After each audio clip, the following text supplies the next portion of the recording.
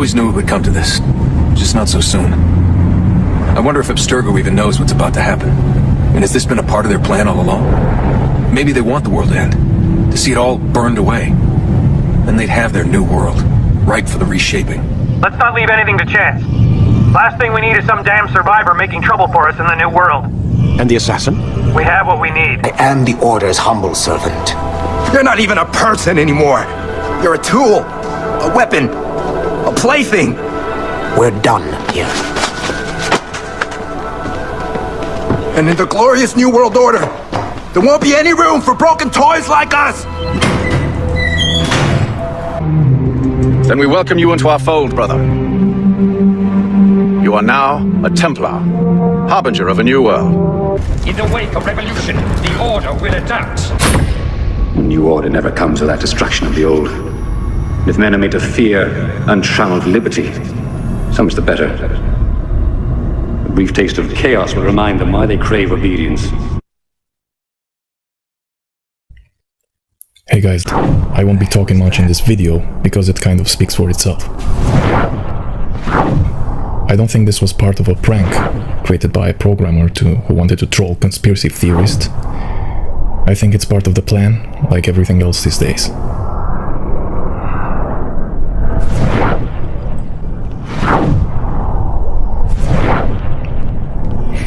The all-seeing eyes are pretty much present everywhere in this game. This is the tallest building in Assassin's Creed 2. I guess the all-seeing eye likes to be all-seeing. Nice background over here. Protect us, to save us from the fire. Let me go! Of course, here is a section where you will have to slow down the video a bit, or for the obvious all-seeing eye, there are also other symbols used in occultism. I returned to the Grand Temple. I shed my physical form and entered the Grey. But stubborn Minerva and foolish Jupiter discovered me and sealed me inside. Entombed, I waited for the day when your technology might allow my return. That wait is nearly over.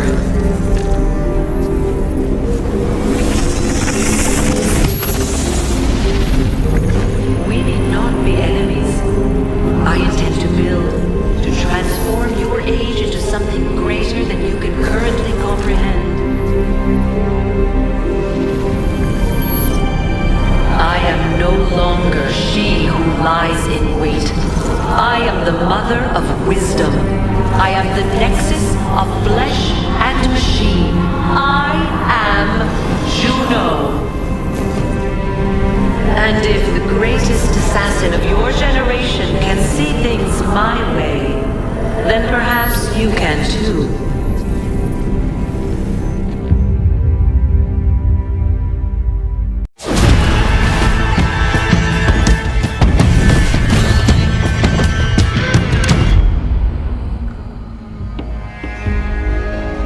A world of myth on the brink of cataclysm.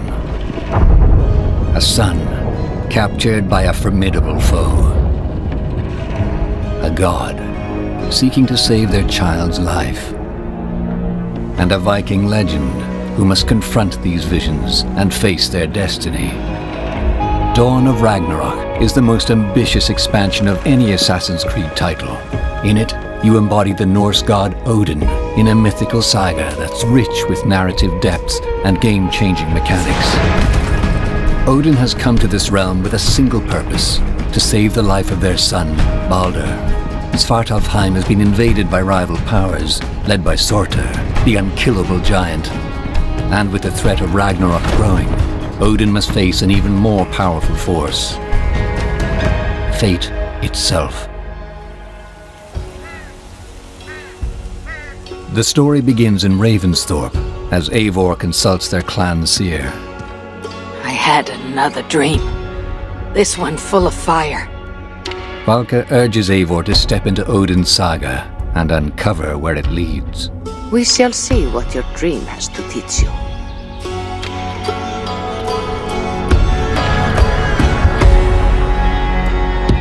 Svartalfheim is the dwarven realm, the forge of Norse mythology. This is a world of surreal landscapes and titanic forces. As you step into Odin's journey and begin to explore the world, you can select Odin's gender at any time during the adventure. Across Svartalfheim, Odin must contend with two groups, the Jotnar and the Muspels, invaders of frost and flame. Early in their journey, Odin will be gifted the Hugarip, a mythical bracer that will prove invaluable in the fight against these foes. From the dwarves of Svartalfheim to you. This is a mighty gift indeed. This artifact is more than a weapon, allowing Odin to take possession of enemy powers, unlocking new facets of Assassin's Creed Valhalla's combat, social stealth, and world navigation. Active powers, like the power of Muspelheim and Winter, give you protection from fire and mastery of ice, while the powers of Jotunheim and Rebirth allow you to teleport and resurrect foes to fight alongside you. These new mechanics multiply player choice, offering greater freedom of playstyle and creative ways to tackle the challenges to come. Beyond these powers, Svartalfheim is a treasure trove waiting to be uncovered, and explorers will find mythical armor sets and weapons, which can be upgraded by dwarven blacksmiths throughout the world. That's a fine thing indeed. But not so fine that it couldn't stand a little improvement. However, Odin is just part of the saga, and their gear, abilities, and progression will transfer to Eivor as well, bolstering Assassin's Creed Valhalla's mainline game experience.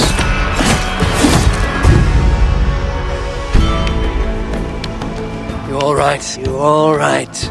I'm here now, and I'm in need of your aid. Dawn of Ragnarok is designed for long-time Assassin's Creed Valhalla players and newcomers alike, and once purchased, is accessible at any time during Valhalla's game experience. This is a world built to immerse, surrounding players in the rich tapestry of Norse mythology, and teeming with things to do and explore. Across the realm, Odin will uncover shelters, where dwarvenkind have gone into hiding from the threats of war. These shelters are the starting point of Odin's quest to rescue Baldur, and act as hubs for player progression, where Odin will attempt to make allies, forge gear, and upgrade the Hugarip with perks before departing on adventures throughout the game world.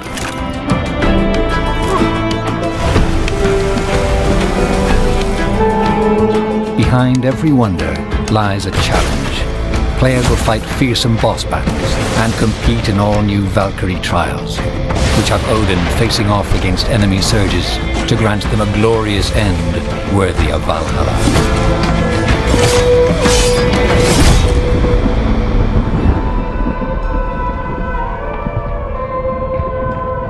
Further, beneath its surface, Dawn of Ragnarok uncovers revelations on the Isu, and how their own story is woven into the fates of both Odin and humankind. Elven runes are not something I can decipher with ease. We are simple diggers, not experts of things writ long ago. Odin may be a god amongst gods, but they will reveal intimate new facets to their character as they ally with Svartalfheim's people and form a resistance against these titanic forces. You will know fear, just like your son. For Baldur, I would drain all 9 realms. In the domain of gods, Dawn of Ragnarok is a tale of human themes, as both Eivor and Odin contend with destiny itself. It is a fate cast across the divide of realms, a journey between truth and myth, a saga which must be seen to its end, wherever that may lead.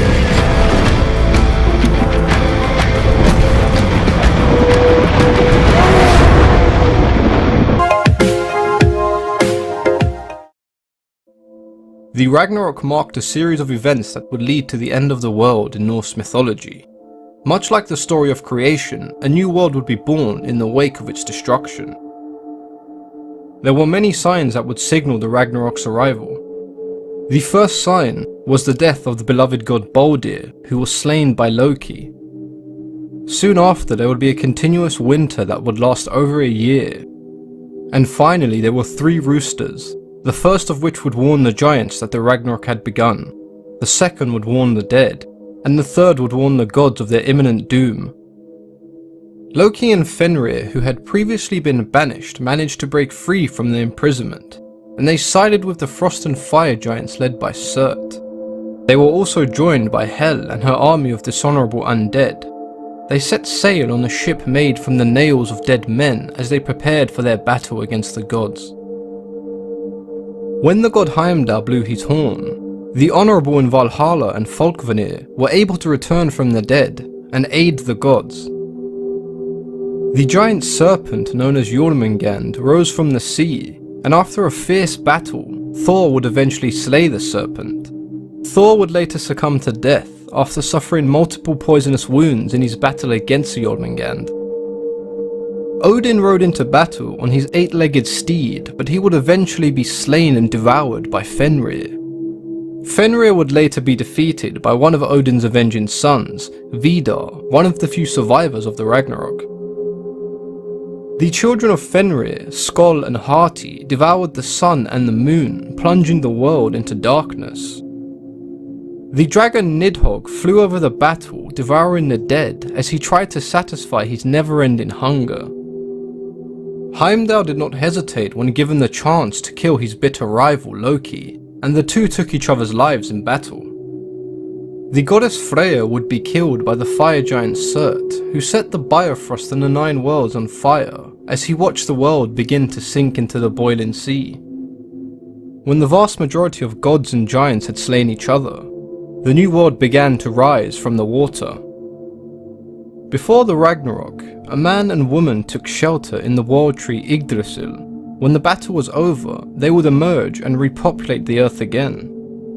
There were several gods who survived the Ragnarok. Odin's sons Vidar and Vali were among them, and Thor's hammer was passed down to his sons Modi and Magni. The surviving gods took to Idavol, as it remained largely untouched, and they made it their new home.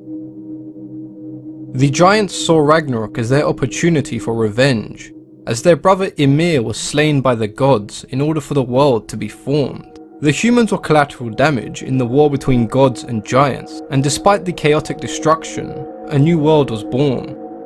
Voice activation required. Thor. Access denied. God of Thunder. Denied. Strongest Avenger. Denied. Let me try. Banner. Welcome, Strongest Avenger. What? The goddess of death destroyed your hammer like a piece of glass. Kneel before your queen. The entire universe is in chaos. I'm putting together a team to stop her. I'm made of rocks. You don't need to be afraid unless you're made of scissors. I want to be on the team. Has it got a name? The Revengers. Revengers? Because I'm getting revenge. You're getting revenge. You want revenge? I'm undecided. Want to see what true power really looks like? Get inside! In a minute! Whoa! You can't defeat me. Shall we? After you.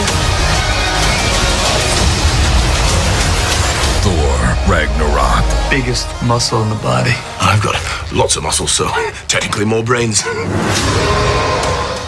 Just the name Ragnarok, there is something very interesting about that particular term, which we will get into later on, but in my opinion, I believe we are being shown the all-out cataclysm that is coming very soon. It has been described in the book of Daniel. It has been described in Isaiah 13. It has also been described in the book of Revelation. And we are being shown biblical prophetic events in these movies that I believe is going to spill out onto this earth very, very soon. And sadly, the Illuminati, the Jesuits, the Kabbalists, the occultists, the people behind Hollywood, they know what is coming because they worship Lucifer, and they believe that Lucifer and the fallen angels are going to win.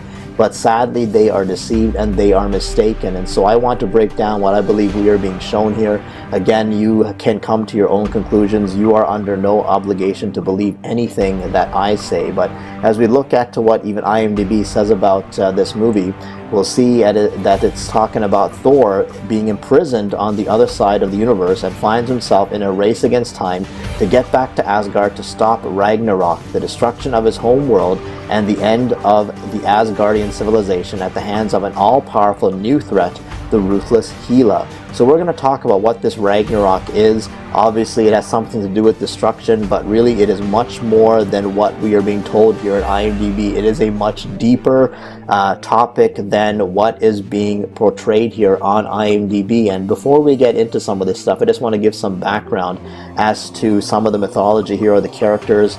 You will recall that Thor's father is Odin, and he is played by Anthony Hopkins.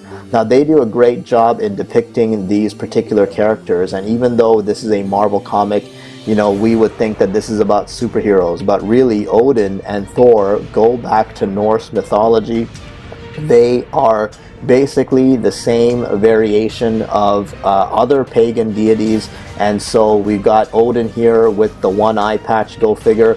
I believe that even though they are very powerfully depicted in these movies, this is a direct representation, at least in my opinion, of Lucifer himself.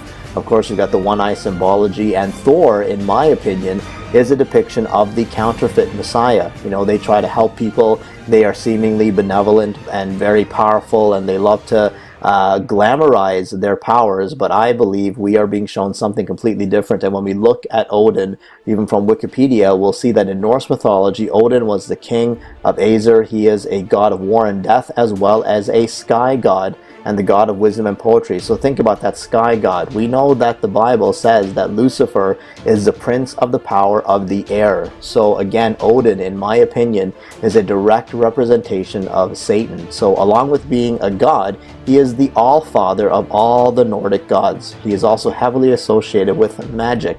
Alright, so again, I believe this is Satan himself being shown in this Norse mythology. Odin has only one eye because he sacrificed one to drink from the fountain of wisdom. So again, that all-seeing eye symbolizing wisdom, the wisdom of Lucifer basically, and so of course good old Odin is full of that. So I believe again he is a representation of Lucifer, and so his wives are Frigg and Jord and the earth. So if you got Odin married to the earth, you've got yet again mother goddess worship, all this kind of thing, and of course his eldest son is Thor, the god of thunder.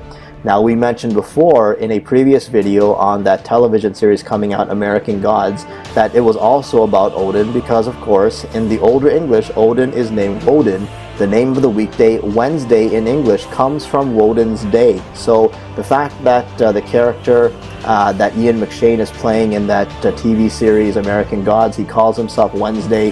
He is shown to be a supernatural figure, I believe. Again, we are being shown this character of Odin, who is none other than Lucifer himself. And again, I believe that Odin, who is Lucifer, is basically the Norse representation of Zeus, who again is called a sky god. So same kind of thing, the god or the prince of the power of the air.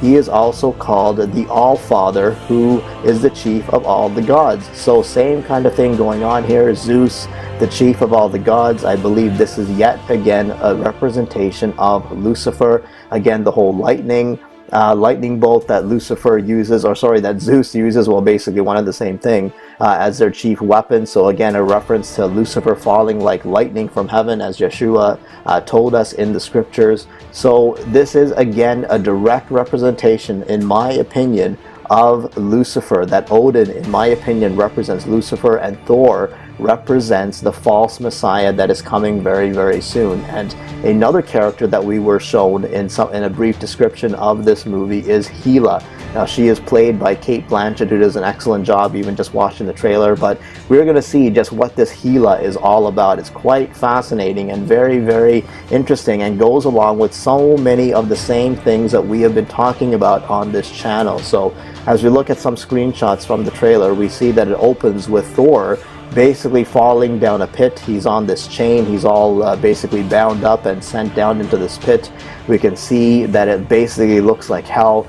This is known as the underworld of Asgard, which is Thor's realm, and it's actually called Hel or Hel. So, does this look familiar? You've got these, basically demonic figures all over the place, and there's basically fire in this place, so it looks like the pit. I mean, right away, this is screaming to me imagery of Revelation 9 and the pit about to be opened. And, as we keep going, we'll see that now, first you got to remember that Thor is the son of Odin, who is the god of, the sky god, prince of the power of the air. So I believe, again, Thor represents the false messiah or the son of Lucifer. So, and what's also interesting is Thor is also depicted as this false image of Yeshua, with the long beard and the hair. They love to think or make us believe that Yeshua was some, white European looking person, but really I don't believe he looked like this at all. But they constantly push the same kind of imagery onto us, this false messiah imagery.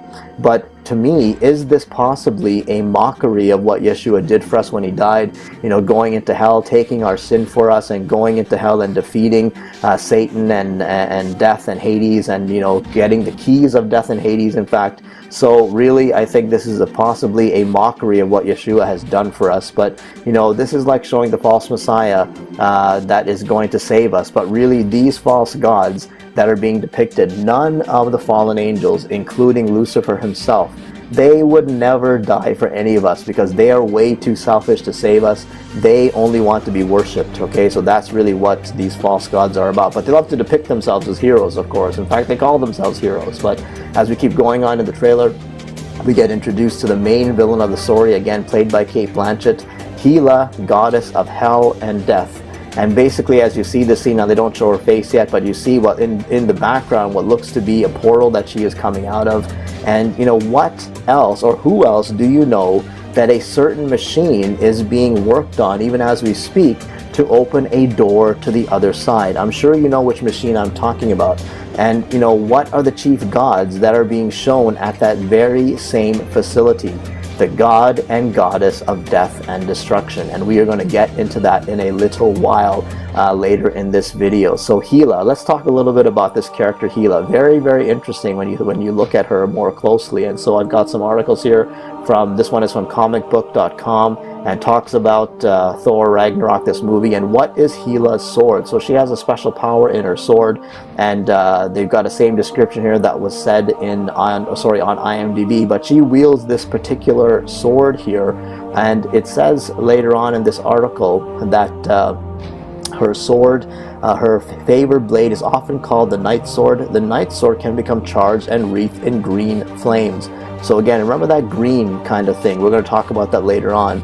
And there's not much to be said about the Night Sword's specific origin and capabilities, other than it is powerful enough to allow Hela to stand toe-to-toe with Thor and his Mjolnir, which is his hammer. So we know that Thor is very powerful, so this goddess can stand up to Thor himself. And what I found quite interesting is that the Twilight Sword may be of importance in Thor Ragnarok, because Surtur is prophesied to light twilight on the eternal flame and use the sword to bring Ragnarok to the gods. Now this is something that we're going to talk about in more detail later on. What exactly is Ragnarok, and what is being brought to these supposed gods? What is coming?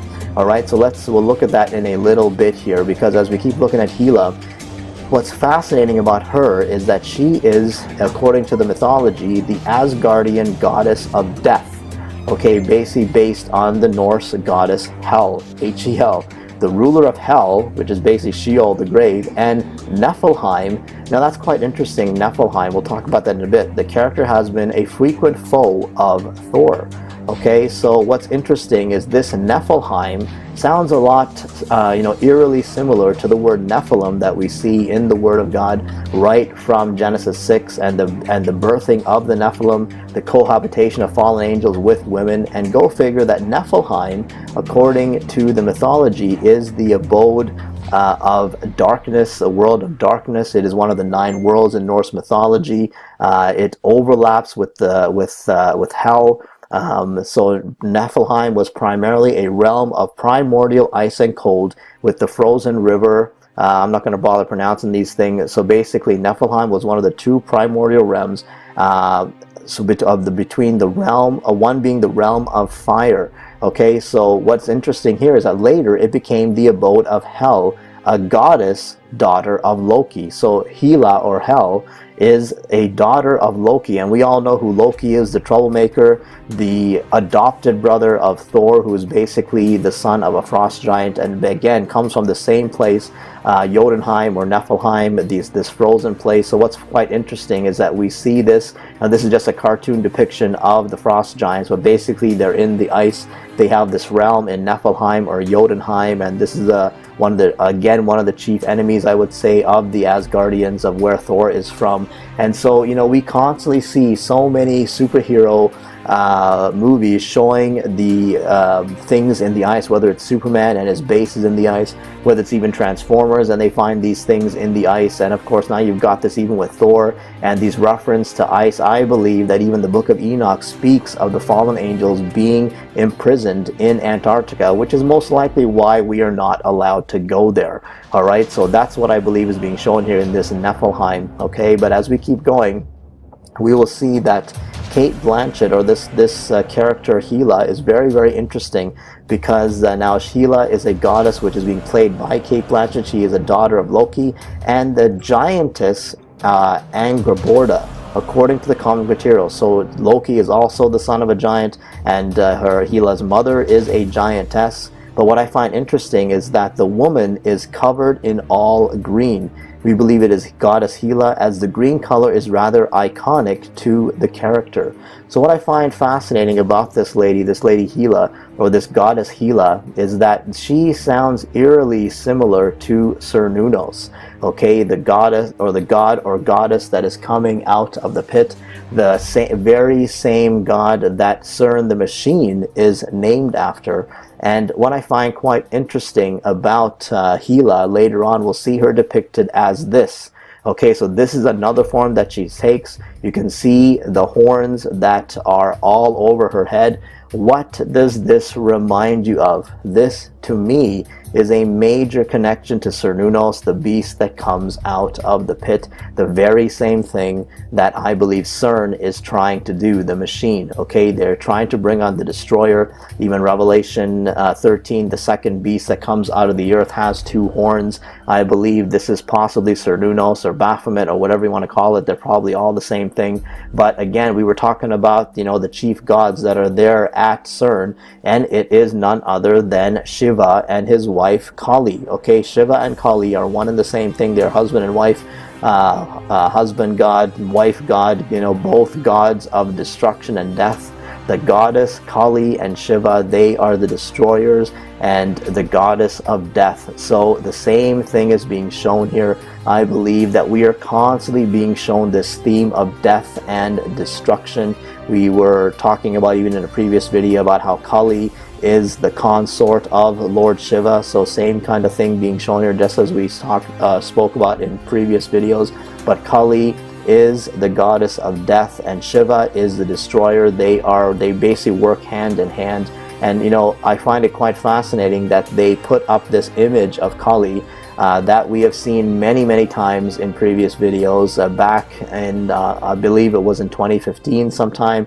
Actually, I can't remember the date, whether it was 2015 or 2016, that they projected these images of Kali on the Empire State Building, the goddess of death and destruction. So why would they do that? I honestly believe that they know what is coming, that they are working hard to bring on the destroyer that is going to come out of the pit.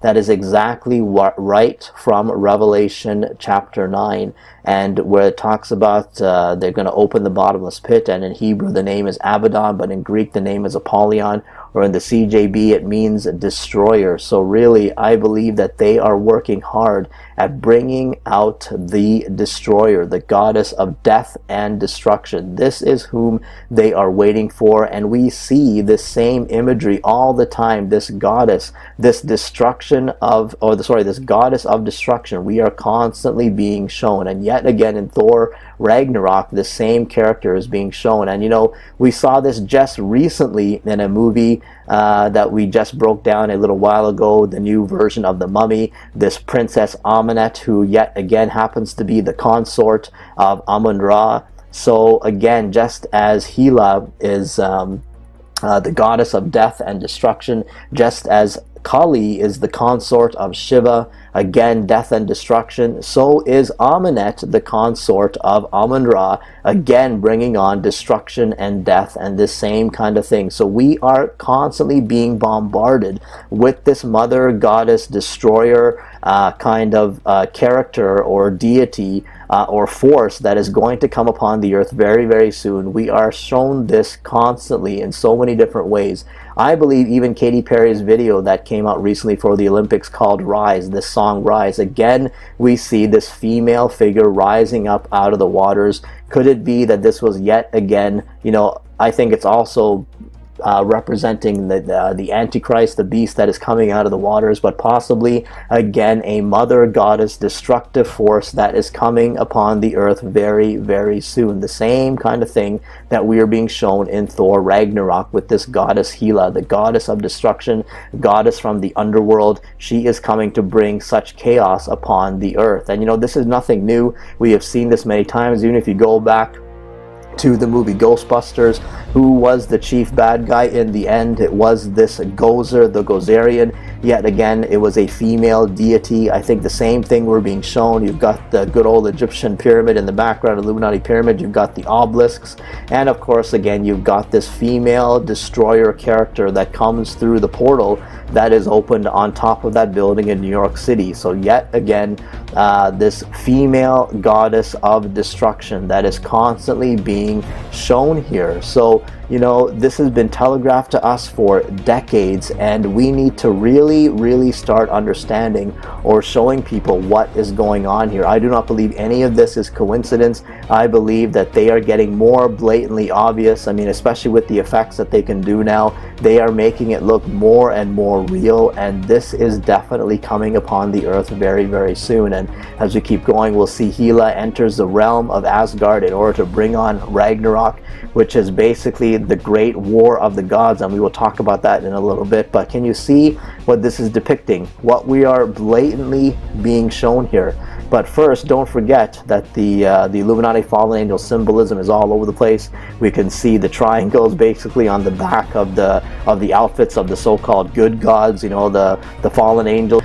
Each of them has such Luciferian symbolism on them. So really, we're just being shown, you know, the whole duality of Satan fighting Satan, or as if he's the hero and the good guy and the bad guy. It's the same kind of duality, but basically Hela is coming in here to basically wreak havoc on the gods and bring about Ragnarok, which we will talk about in a bit. But really, this is nothing new under the sun. We are being shown the same thing over and over again. So A war and honor commences. There is one who will accompany you to the gate. She lies not within our sight. The cross darkens the horizon. The cross darkens the horizon. This could be a direct reference to Christianity. On this top of the pyramid, we will see an unsurprising symbol. I am the only king here! And the only king here, and then we see the all-seeing eye. Clever trick! Now this church is very interesting. We have the four elements here, four earthly elements. We've got earth, air, water, and fire. We have to align these symbols so that we can open the rabbit hole. It is interesting when we analyze in real life that we also have some churches influenced by this pagan symbolism. When you combine these four elements, you get a hexagram, which is supposedly called the Star of David. I think it has more to do with Solomon rather than David. This is magical occult stuff. It has nothing to do with God. Now, of course, Masons were the ones who built the churches in the medieval days, and that's why you see most of their doctrine present. We go down the rabbit hole similarly to how we go down in the Inverdis Virtus game. We have a hexagram. This is not a coincidence, guys. Now we see the pyramid and we will interact with an artifact. Let's see what this artifact is. The artifact. And yes, we see a nice octahedron here. I also believe it to be the cube of Metatron, which is connected to the fruit of life, the flower of life, and the Kabbalah tree of life. If we play with forces that we do not understand completely, the ending is also inevitable, in this case the destruction of a whole town, beginning with the church.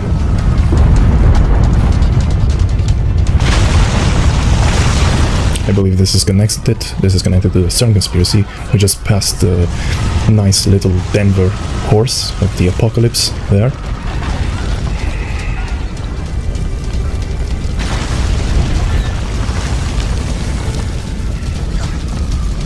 And now we see the checkerboard floor. Of course, this is not random, it is directly related to the escape that they believe will happen once you open the gates between the pillars, once you go through the stairs. This is a common Masonic symbol right here.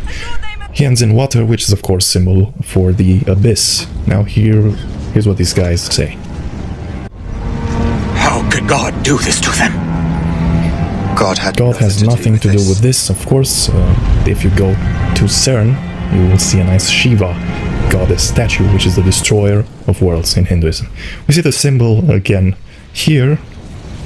Very nice. We see some light, some counterfeit light of Lucifer, and now we go head to head with another pyramid again, another octahedron, another Kabbalistic symbol, Metatron cube, holds down, of course.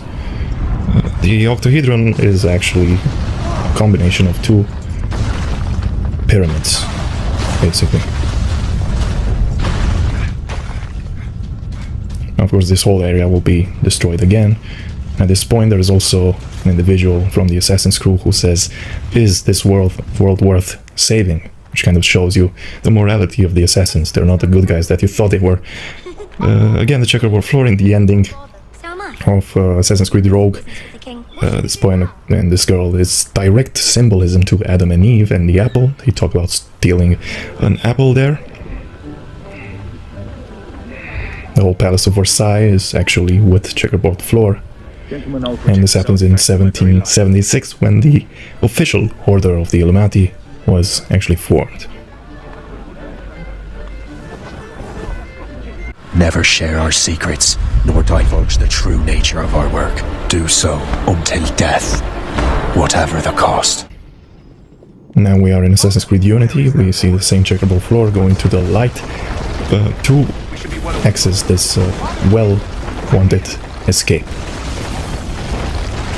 They want to escape time and space. They think God is a dictator.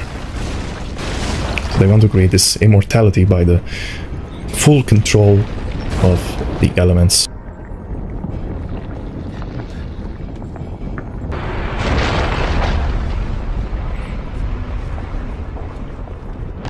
Now, if you know your symbolism, this should also lead to some sort of escape. Let's see what escape we will find.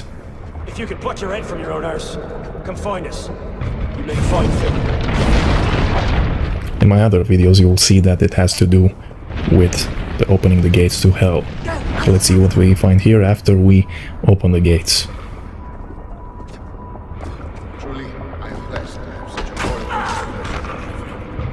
Very nicely, we go through the light and we enter the darkness. We see a lot of figures here. These guys are all part of the abyss, and we even see on the wall a word which is mortis, and it refers to death. Mortis is death in Latin. So we are in the land of the dead, and a nice ritual is also taking place here. This is all occult stuff that they don't say in the game. It's an alternative interpretation of what we see, and it is strictly my own opinion. Another scene where you will have to turn down the speed of the video to be able to see all the symbols.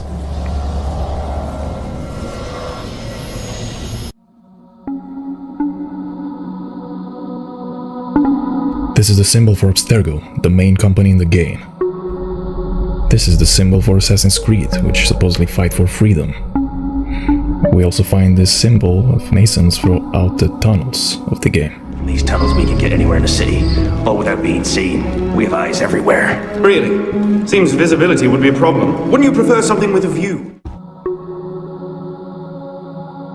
The Templars are the second faction in the game. They are viewed as negative, however, I see these two secret societies the same as evil. Assassin's Creed and the Templars have the same principles as well as initiation process. Very well. Out of the dark you come into the light. From the light you will return to the dark. Are you prepared to travel the Eagle's path? If that's a fancy way of asking, do I want your help? Yes. Uphold the principles of our order, and all that for which we stand. Never share our secrets, nor divulge the true nature of our work. Do so until death, whatever the cost. This is my new creed. I am Shay Patrick Cormac, Templar of the Colonial, of the American Right.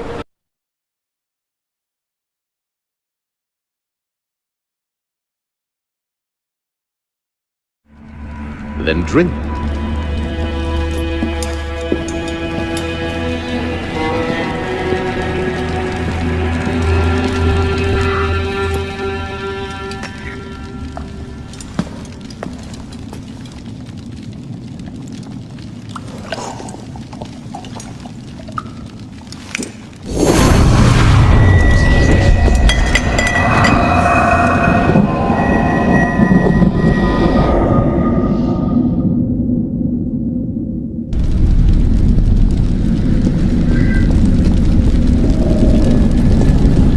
What's happening?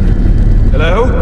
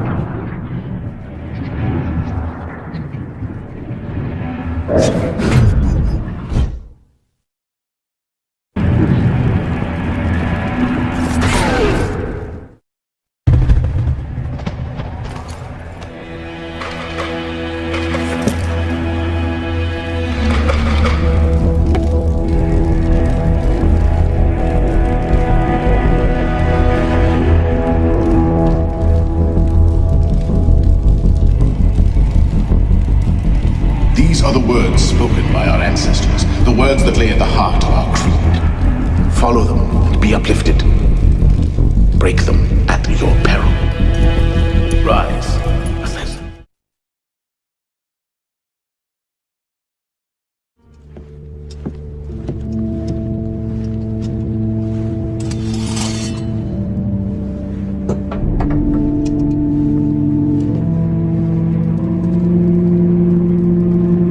Do you swear to uphold the principles of our order, and all that for which we stand? I do. And never to share our secrets, nor divulge the true nature of our work? I do. And to do so from now until death, whatever the cost? I do. Then we welcome you into our fold, brother. You are now a Templar, harbinger of a new world. Really, what is Ragnarok? Okay, this is actually Doomsday, or the final battle of the gods, supposedly. Okay, so it's between Loki and his children. Alright, Hel or Hela is one of these people, goddess of the dead, versus the gods of Asgard, or basically being touted as the good gods, the benevolent gods like Thor and Odin and all those people, or sorry, not people, gods, supposedly humans, and goodwill fail. So this is what Ragnarok is, a total cataclysmic apocalypse, I guess you could say, in the Norse version of their end time eschatology. This is what the Norse believe, and they believe that this Ragnarok, or this Norse mythology, is saying this Ragnarok is coming, which to me is a perversion of what the Bible talks about that is coming, because of course Lucifer has to have his counterfeits, and according to Wikipedia, in Norse mythology, Ragnarok is a series of future events, including a great battle, foretold to ultimately result in the death of a number of major figures, including the gods Odin, Thor, all these other ones including Loki, the occurrence of various natural disasters, and the subsequent submersion of the world in water. Afterward, the world will resurface anew and fertile, the surviving and returning gods will meet, and the world will be populated by 2 human survivors. Ragnarok is an important event in Norse mythology and has been the subject of scholarly discourse and theory throughout the history of Germanic studies. So can you see, some similarities to Bible prophecy with the natural disasters and, even floods, talking about the world submersed in water, and then saying now you've got the whole rebirth, the whole Luciferian rebirth that they love to talk about. The world will resurface anew and fertile, so talking about their golden age, and the surviving, returning gods. So this is the perversion right here, how they want to say that the returning gods, or the ones that survive, the fallen angels that survive, will meet, and they will still rule the world. And the world will be repopulated by 2 human survivors. So really just going back to the garden, Satan wants so bad to go back to that Garden of Eden so that he can have another shot at basically making this world fall, so that he can reverse the work that Yeshua has done for us. But this is a perversion of the real, true biblical prophecy that is going to happen, because the fallen angels and Lucifer, they are not going to win. They are not going to survive what is coming. And I've got some other articles here that you can check out for yourself.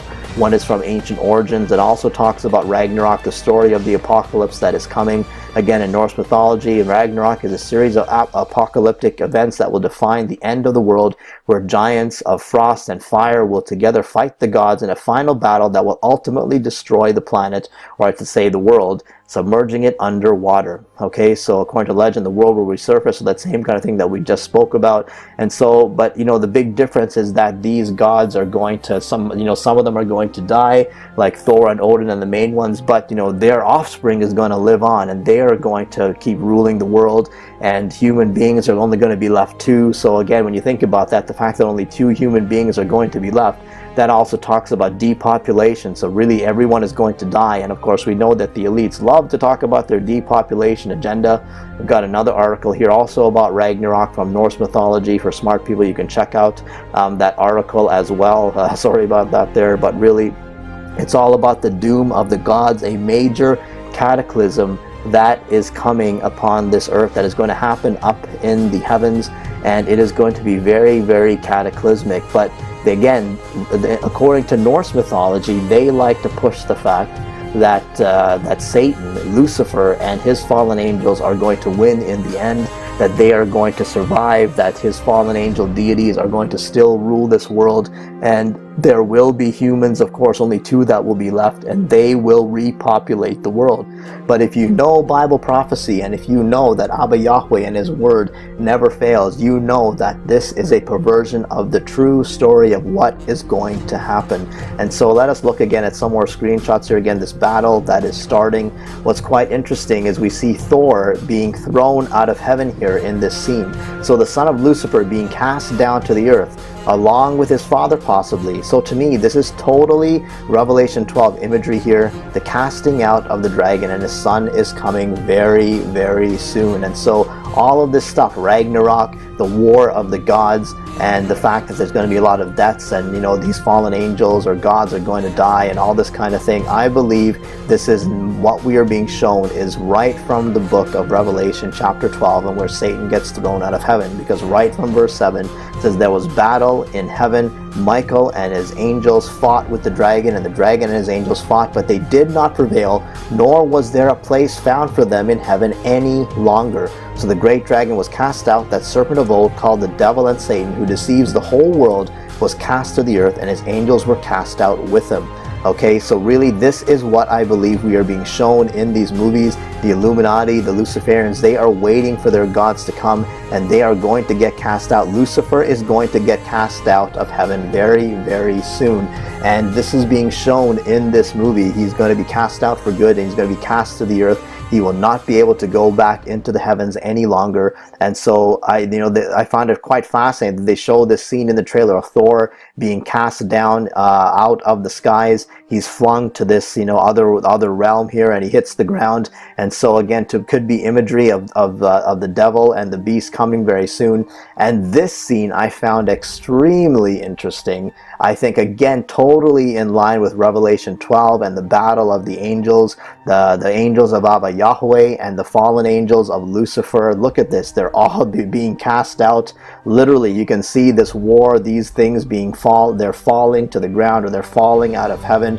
I mean, this is just crazy in your face Revelation 12 imagery. I wouldn't even say this is imagery. They are clearly depicting what is coming very, very soon, and that is again Lucifer, Satan, the dragon, the devil, and his fallen angels are going to be cast out of heaven very soon. And I honestly believe that Asgard, this realm that Thor and Odin, where they live, I believe Asgard represents the second heaven. When we look at this realm, Asgard, it's very beautiful. It's got amazing buildings and scenery, and you've even got like this, the main palace of Odin, which basically looks like a pyramid in my opinion.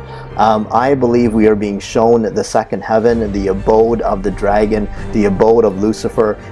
I honestly believe, I never, for the longest time, we're taught to believe that Satan, Lucifer lives in hell, under the earth and this kind of thing, but that is just not true. The Bible clearly says that he is the prince of the power of the air. So I believe that this realm, Asgard, we constantly show or being shown in the movies that the camera rises above the earth and then all of a sudden they're in Asgard. So basically Asgard is right above us. I believe it's the same thing that we've shown many, many times. If you believe in the true cosmology of our world, we are enclosed under a dome, a firmament that Abba Yahweh has set up, and above the first heaven, which is in our realm, the second heaven, I believe, is where Asgard is, or the realm of Lucifer, his kingdom. And of course, his kingdom, I believe, is also beautiful, because how would he be able to deceive a third of the angels to join him if he didn't have something that was beautiful? So I believe that Asgard is a total depiction of Lucifer's kingdom, even as Yeshua said when his disciples asked him in Matthew 24, what will be the signs of the end? And he said that nation will rise against nation and kingdom against kingdom. And I believe that is Lucifer's kingdom rising up against Yahweh's kingdom. And of course, the second heaven is the domain of the devil. He's the prince of the power of the air, and his kingdom is truly rising up in these days. He believes he is going to win. So again, I believe the second heaven, the waters above, that is exactly the domain or the kingdom of Lucifer. That is where he resides. He is a very, very beautiful creature, and people like to depict him with horns and red skin and a pitchfork, but really, I believe Lucifer is a very beautiful being. Of course, he's going to be shown for who he truly is. He's also the dragon, of course, and a shapeshifter, just as all the other fallen angels are, but of course, his kingdom is going to fall. His kingdom in the second heaven is definitely going to fall very, very soon. And I just found it incredibly fascinating that they showed this particular scene in the trailer, which of course we will see in the movie itself, the fallen angels being cast out of their heavenly kingdom up there in the second heaven. And really, this is nothing new. This is right from Revelation 12, that the rebel angels are going to be hurled from heaven,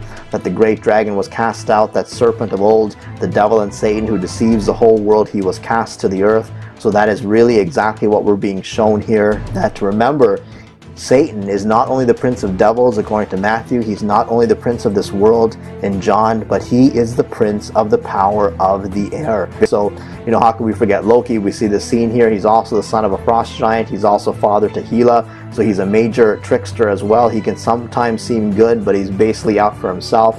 He's also, in my opinion, depicted as the beast coming out of the pit with the two horns. We always see him dressed in green, major serpent imagery behind him. We always see him with these two horns, his helmet that he wears, and we know that Loki wants to destroy Asgard. He wants to literally destroy everything and rule, because that's what he wants. He wants to rule, he wants to reign. So I believe, again, Loki is yet another depiction of the beast with two horns that comes out of the pit. And of course, the reference to green Cernunno, same kind of thing that we're constantly being shown. And as we keep going, we see the announcer say, it's the main event time. So, You know, is Thor going to fight for us now? Of course, you got a different hairstyle here, but you know, we can't have a movie without the good old one eye symbolism. We've got Thor now, got these two stripes over his one eye.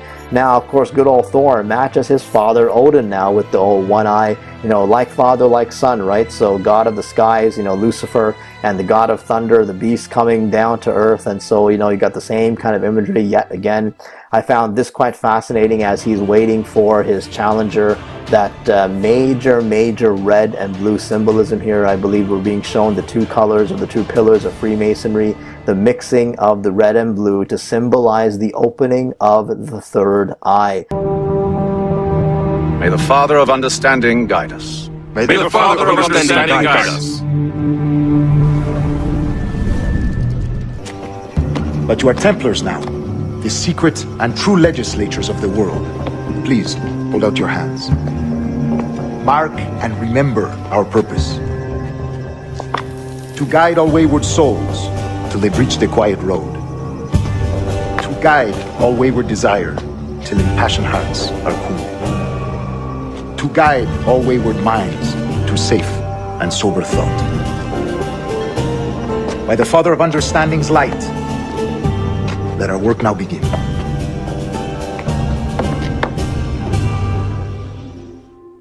A most interesting fact is that Jacques de Molay, the Grand Master of the Templars, and Geoffrey de Charnay, when they were about to be executed in 1314 by King Philip IV and Pope Clement V, cursed them with a combination of words, completing each other's sentences.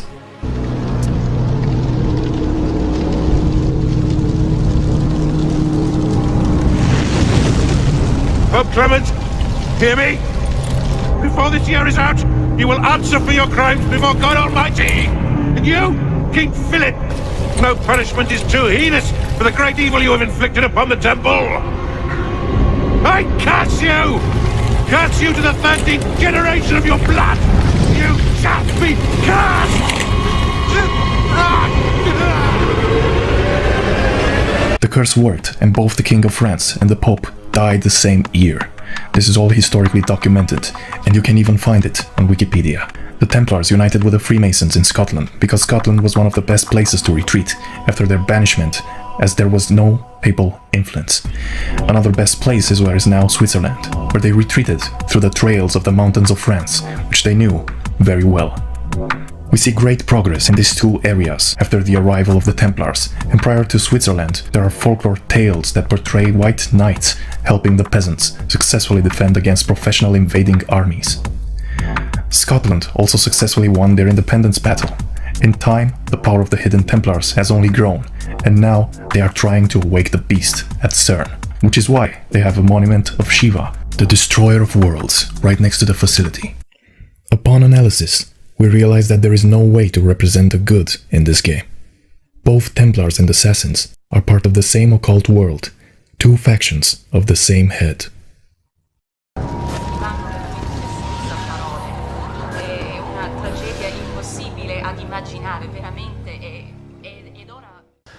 They're coming to steal, kill, and destroy, and this should be very clear from the Jesuit oath that is taken, that this is very intentional. This society is rooted in Freemasonry, with Pope Francis being the first ever Jesuit Pope. They're not Christians, they're Luciferians and Kabbalists. What we're seeing develop with the ecumenical movement is leading to the New Age of Antichrist. Do not be deceived.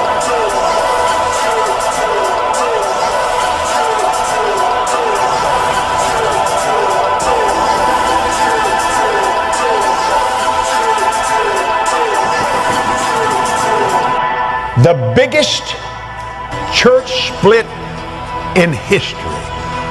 The Catholic Church split. Satan is the spirit of division. Now, when you're dealing with what happened 500 years ago, what is a protest? Strife. Oh, one of my favorite days in my life was with Pope Francis. What a man. He's one of my heroes. And this is what he's all about. this whole thing. That's one of the things that got me so on fire about it. And I am on fire. Say it together.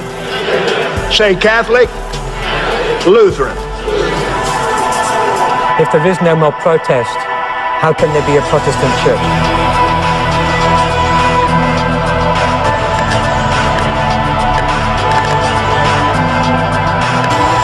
What it is essentially, remember, with the Knights Templar, this is dominionism. This is dominion theology, about taking over the world. Solomon, as opposed to his father, started following the deities of his foreign wives, deities such as Ashtoreth, Chemosh, and Molech, which even required child sacrifice. What is this symbol? They say it's the Star of David, but there are no real references that connect this symbol to David. On the contrary, there are a lot of references that connect this symbol to the seal of Saturn, occult works, and Kabbalistic sources. It has more to do with the conquering of the forces of nature than with God's teaching. The occultists believe that through the use of human technology, conquering of these forces of nature through the alchemical mastery and the practice of the mystery Babylonian religions, man will achieve full control of the world and become immortal without the help of God. This process will be completed with the coming of the New Age, or the New World. They are followers of the bull gods, which Solomon betrayed God for, the Templars, followers of Baal, or Ba-El. That is why we have an interesting movie called The Brotherhood of the Bell, where it is being shown how the secret societies work and what can happen if the vows of secrecy are being broken. Do you swear that having been entrusted with these articles and letters since midnight this night, that you alone read them and did not communicate their content to any person whatsoever? I so swear. Having so sworn, are you now prepared to go forward? I am prepared. Mr. Dunning, for over 200 years, Brothers of the Bell have been initiated before this bell, and in the same ceremony, at sunrise. But that continuity depends upon one thing: obedience. Absolute obedience. If and when you are ever called upon by Mr. Patterson to pay your due bill, you must comply, whatever is asked of you. Are you ready for the oath? I am. The oath, gentlemen. I, Chad Edward Dunning, do swear in absolute faith that I shall reveal no secret of the Brotherhood of the Bell, that I shall respect my brothers and myself, that I will act as they desire, secure their interests as if they were my own. And I pledge this, my honor, my fortune, and my life.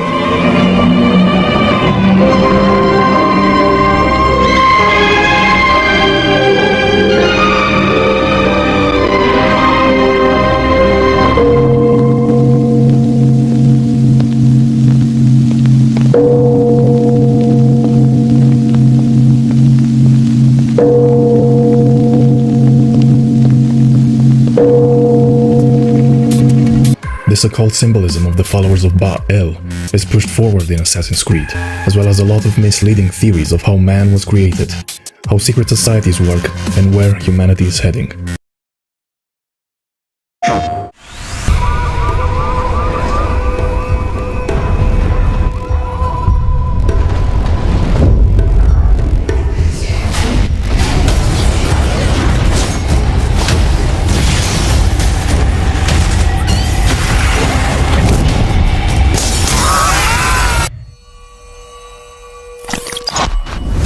皆さんこんにちは。ゴーストワイヤー東京ディレクターの木村健二です。単語ゲームワークス一同、皆さんにゴーストワイヤーのゲームプレイとストーリーをさらに深く紹介できるのを大変嬉しく思っています。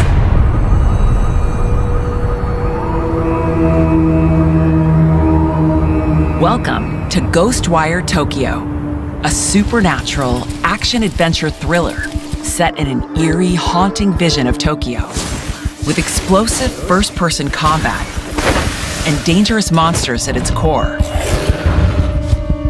After nearly all of Tokyo's population mysteriously vanishes, the city is flooded with supernatural creatures.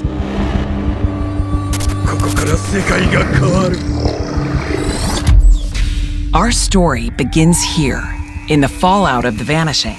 You awake in the deserted streets of Tokyo, with an unknown voice inside your head and strange, elemental powers coursing through your veins. Possessed by a mysterious spirit named KK, who has his own agenda, you'll need to work together to unravel the truth behind the disappearances and save the city from this twisted nightmare. In Ghostwire Tokyo, you'll harness an arsenal of powerful abilities through a mystic art known as ethereal weaving. Channeling raw ether, such as wind, fire, and water. As the story unfolds, you'll learn to upgrade and master these abilities based on your play style, incorporating powerful core grabs and perfectly timed blocks, all to devastating effect.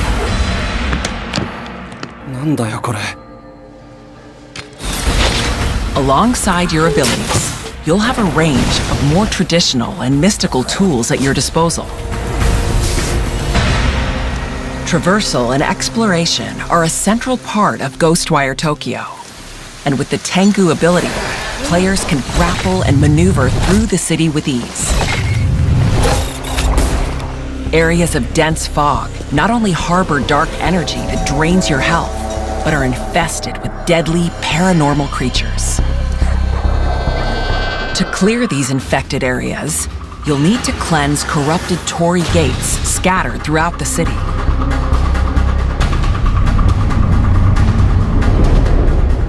And by freeing untethered souls, you'll acquire experience to upgrade your ethereal abilities.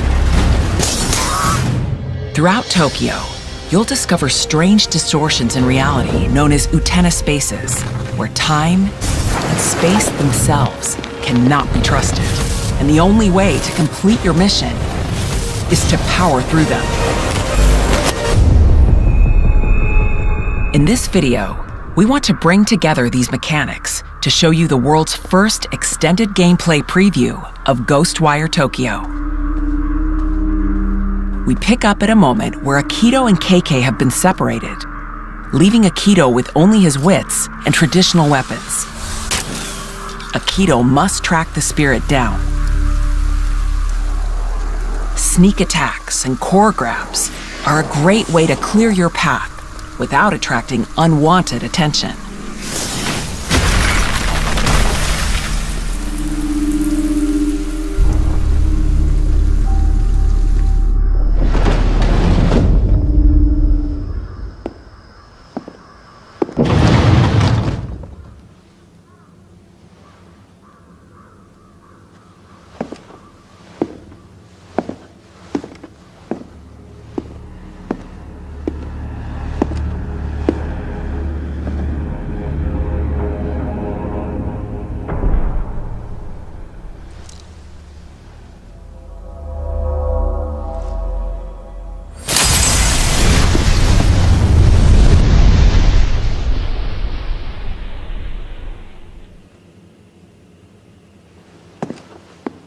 遅えんだよ、ノロマナ。助けに来るって分かってたような口ぶりだな。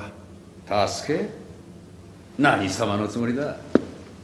俺の力が必要だから来た、そういうことだろ。で、来るんだろ一緒に。人に物を頼む態度じゃねえな。頼んではいない。取引だ。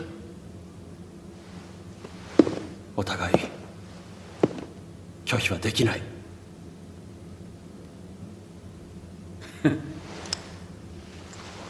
後悔すんなよ。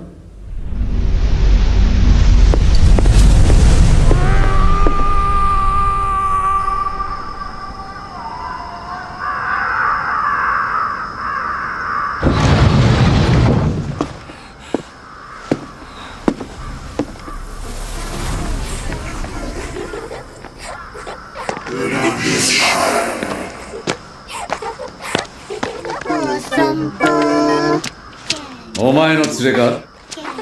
ああ、仲良くしてやってくれよ。仕方ねえな。遊んでやる。Now that you're reunited with KK, you can use his powers again and gain access to devastating supercharged attacks. From now on, as you fight, you'll charge your synergy with KK. At full charge, you can enter wire-in mode to boost your powers.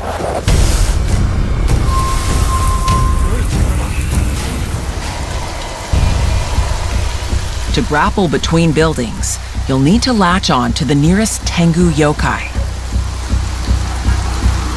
These creatures are not only the fastest way to get around, but they also open a new dimension to the city. The corrupted Torii Gate is just ahead. Cleanse it to clear out some of the sinister fog throughout the city.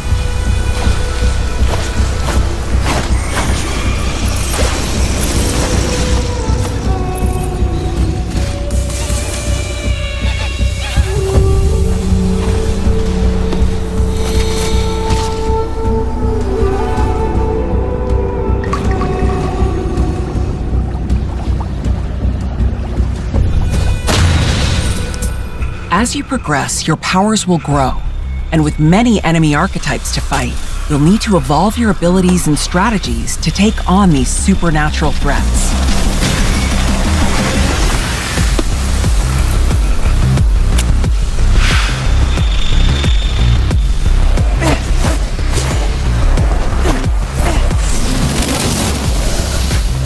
Explore the city, and you'll also find other tools and weapons, like these talismans, to expand your combat options.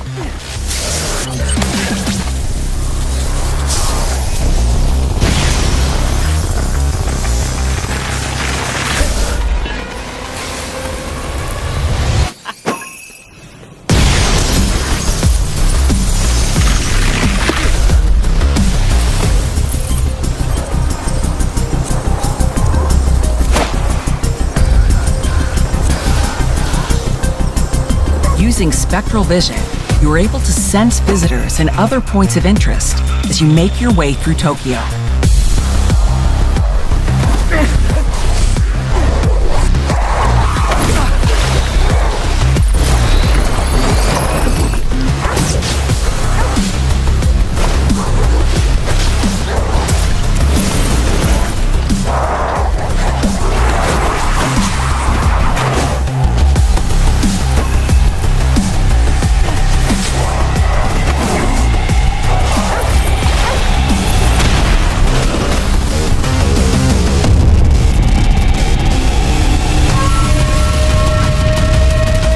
今回のゴーストワイヤー東京プレイ映像楽しんでいただけましたでしょうか。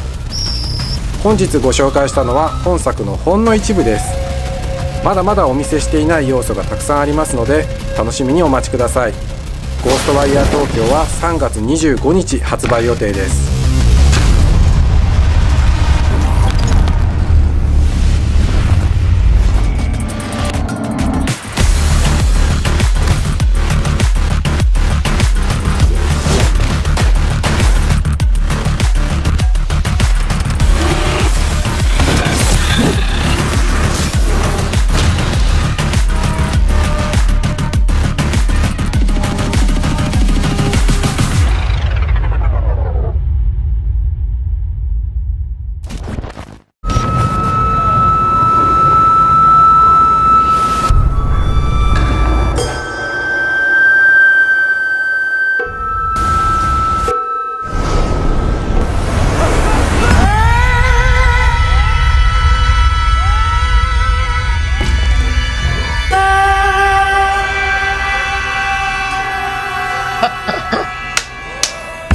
ディレクターの木村健二です。柳正俊と申します。キャラクターデザイナーの平島です。藤井純也と申します。村越卓と申します。プログラマーの奥川剛です。でちょっと難易度高めの質問で、ゴーストワイヤー東京を一言で表すと何でしょう。どうぞ。難しいな。ちょっと難しいんですけど、いちごのショートケーキですね。その心は？いちごのショートケーキって日本の日の丸のデザインから発想されてて、実は日本製のもので、日本のスタジオで日本が舞台のゲーム、誰にでも愛されるゲームっていうところで、甘いところもあったり酸っぱいところもあったりっていうところで、いちごのショートケーキというイメージです。はい。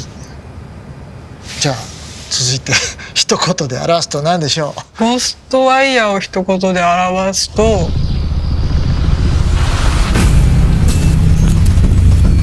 パラノーマルかなって私は思いますね。本当に一言で言うんだったらリアル東京っていう感じですね。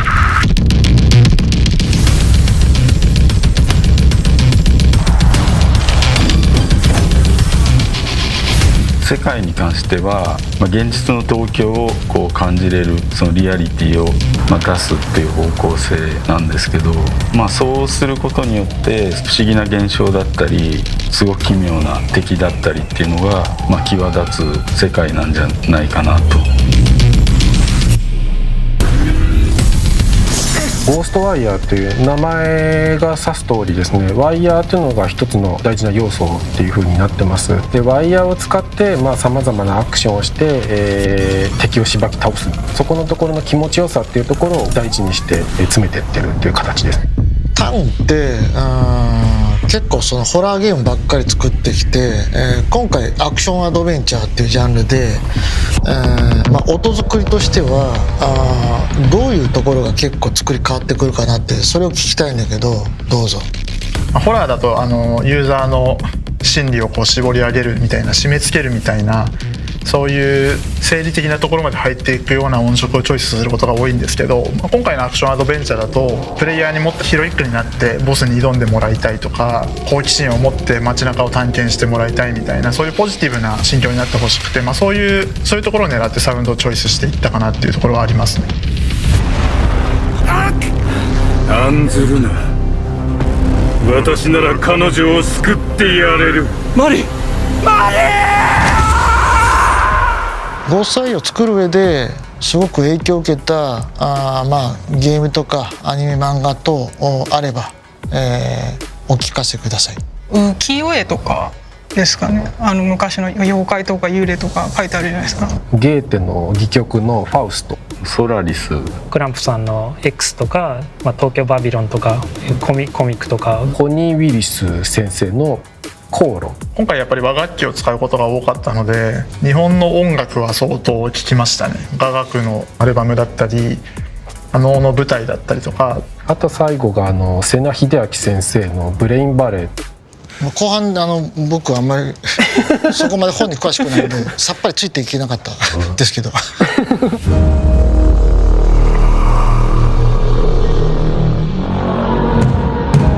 バトルのシステムや、演出表現、等ですごくこうアピールしたいことがあればどうぞ。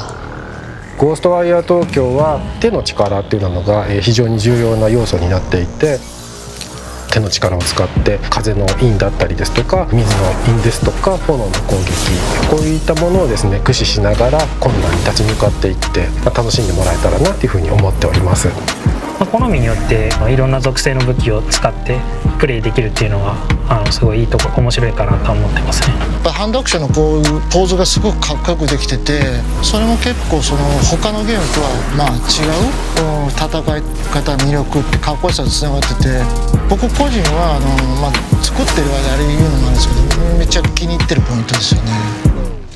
宣伝になるなこれ、ダメだなダメだはい、この作品を作ってて、一番大変だったなってこと。ノンリニアのゲームっていうのが制作が初めてで、東京って広い舞台でプレイヤーは自由に歩けるので、それをどうやって見せたらいいかみたいなところはすごく苦労しましたね。どうしたら良くなるかとかがもう全部手探りの状態からスタートだったんで、やっぱりゴーストワイヤーって今全部で2200のレベルと、数十万数百万のオブジェクトがあって、それを読み込んだり捨てたりとかっていう処理をしないといけないんですけど、そこの処理がやっぱり一番ネックになってて、そこをハードが解決してくれたりとか、僕らで最適化したりとかっていうところがいつも困難だけどもやりがいがあって、しかもそれが表現につながってるっていうところだと思います。ぶっちゃけ幽霊とか超常現象とか信じますか？また見たことあったりしたら教えてください。幽霊は基本的に全く信じてないですね。幽霊自体は信じたいけど、そんなに超常現象を経験したことがないので信じてないのが現実ですね。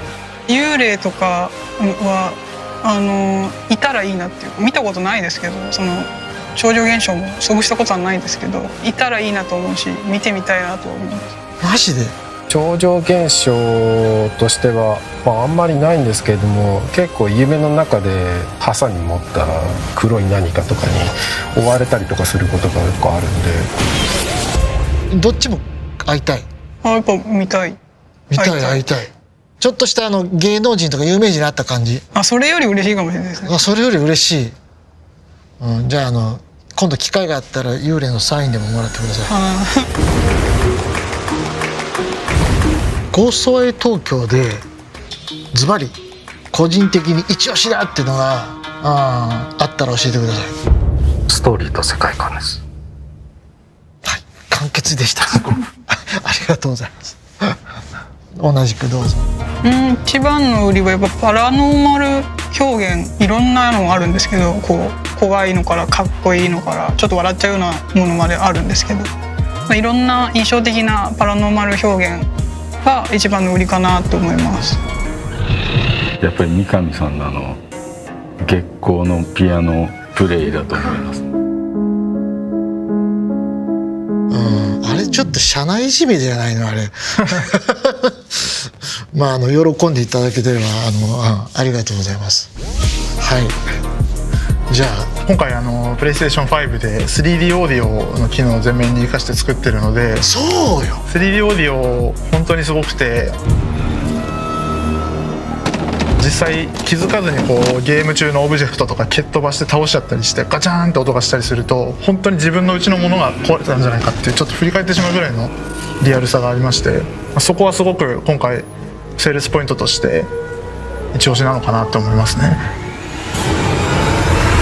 やっぱり 4K で HDR でレイトレースをオンにして、本当に高精細で綺麗な映画今見れてて、しかもそれがその 4KHDR レイトレーシングっていうのがこのゴーストワイヤーのちょっと濡れた路面で色鮮やかな夜の渋谷の街を表現するっていうのにすごいマッチしてるんで、そこは今まで見たことない体験をすることができるのかなと思います。とにかく気持ちよさとか楽しさってところを、中心に作っています。本当にうまくできてるんじゃないかなっていうのは本当に思います。新たな始まりの時だ。 But I personally think it's all part of the propaganda to create a Luciferian society. The same company which makes the Assassin's Creed series is the creator of Watch Dogs, a game which is also filled with occult symbolism. Why would a game which is supposed to be about materialistic down-to-earth topics has as its main logo the seal of Aleister Crowley, one of the most recognized practitioners of occult teachings? It's my pleasure and privilege to welcome you up here today. Gotta hand it to you, numbskull. You proved yourself to be more than a simple research monkey. The data you extracted from Shay Cormac's memories has served us well. Shay's story is a message. One that says that when threatened, what an assassin truly wants isn't freedom, but order. And we represent the highest order there is. Whatever you learn from your Animus experience only scratches the surface. We have existed since before recorded human history and have recently been reborn, disguised as Abstergo Industries. And entertainment. You have crossed the threshold, and your eyes have been opened. You have seen the world for what it truly is. There's no turning back now. We got big plans for you. The Father of Understanding guided you to us, and for that we are grateful. The test of your true worth begins now. And it begins with a choice. Join us, and a bright future will be all yours. Refuse.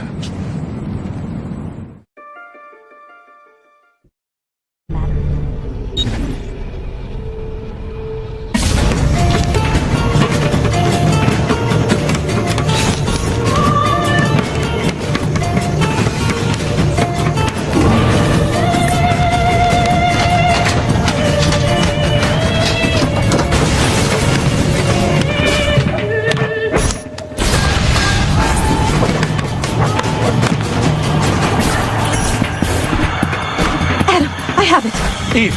Look out! Wow. Was that what I think it was? We must speak. Who are you? Many names. When I died, it was Minerva. Before that, Merva and Hera. But on and on. The others, too. Juno, who was before called Uni. Jupiter, who was before called Tinia.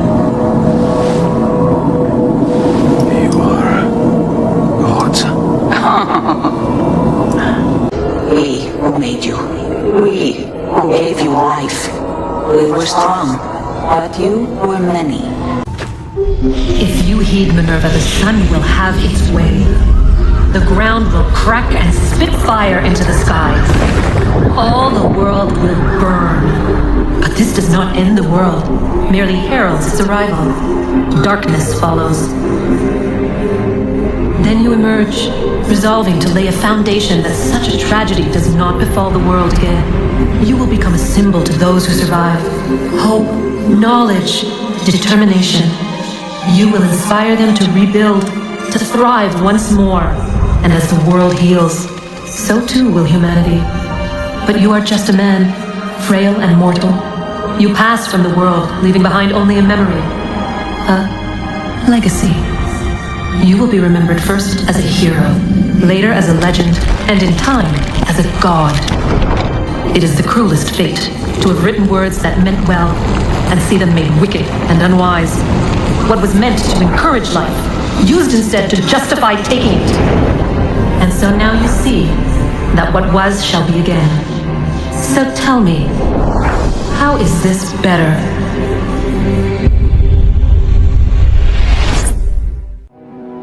No higher power sits in judgment of us. No supreme being watches to punish us for our sins. All that we do, all that we are, begins and ends with ourselves.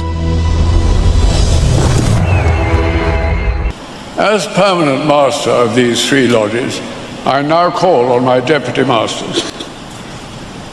Most worshipful Grand Master, on behalf of the Brethren of Royal Somerset House, Most worshipful Grand Master, our ceremonies and forever remind us of our incomparable heritage and the birth of organised Freemasonry, stressing the deep and sincere loyalty and affection felt by the Brethren of the United Grand Lodge of England for their Grand Master.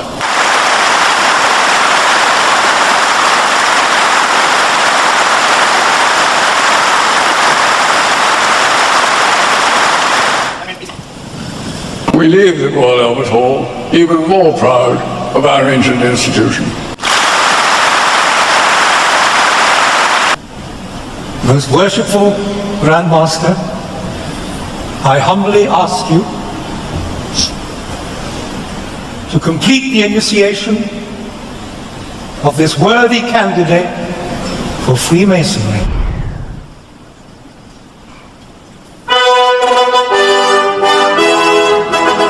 I hereby read the text of a letter sent today to Buckingham Palace. May it please your Majesty, we, the representatives of over 200,000 Freemasons under the United Grand Lodge of England, most respectfully express our continuing loyalty to your Majesty's throne and person in this, the 66th year of your long and distinguished reign, of His Royal Highness the Duke of Kent, as our much loved and greatly respected Grand Master.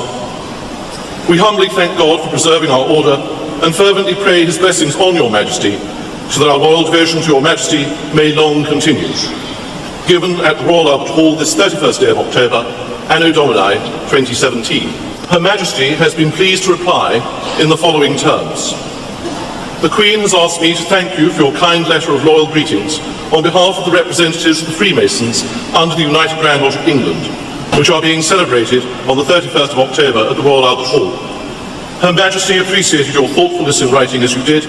I had the pleasure of meeting 136 Grandmasters visiting from overseas at Freemasons Hall yesterday. Today, though, we are a meeting of more than 4,000, gathered from all around the world, from our own constitution and beyond. Now, at its very core, this issue seems to tie right into the Knights Templar. And I know that sounds very strange from the get-go, but honestly, this deception that's coming into the church is actually tied to the Jesuit Knights Templar, the government of the Order of the Temple of Solomon. I mean, not only are we in the time where everyone's saying, you know, is there going to be a third temple? And then in 2013, it comes to light here that the Knights Templar are back, you know, not that they ever went away, but they've come back into the public light. The Sovereign Magistral Order of the Temple of Solomon. 2013 AD. It's fully restored as an independent sovereign subject of international law in 2013, embodying the authentic Templar heritage. And we literally have a whole website here which is dedicated to all of these official documents, legal documents, mind you, and the missions. This is what I want to show you, this Templar spirituality. And this is how this links with this deception that we're seeing, the worship of the goddess, the reverence of the divine feminine, Gaia. The temple rule proves that the Knights Templar were always dedicated to honouring the divine feminine principle as the spiritual feminine aspect of God. So you can see how this ties to the Roman Catholic Church, to the Jesuits, to Allah, the moon goddess, and to all of these false religions, but also this pagan New Age, which is actually the Old Age Babylon agenda, and the throwing out of this masculine. We see all these attacks on God and the Old Testament and the truth of God, and turning into this airy-fairy, emotional, experiential deal without boundaries, without restrictions, without commands. And all of this stuff is tying into, when you come to its very core, the conspiracy at its very heart of the New World Order, the Antichrist, the paganism, the Babylon agenda, New World Order, is actually rooted in the Knights Templar, who never went away, but now in 2013 have officially come out into the public and declared themselves sovereign, a sovereign entity without territory, but sovereign nonetheless.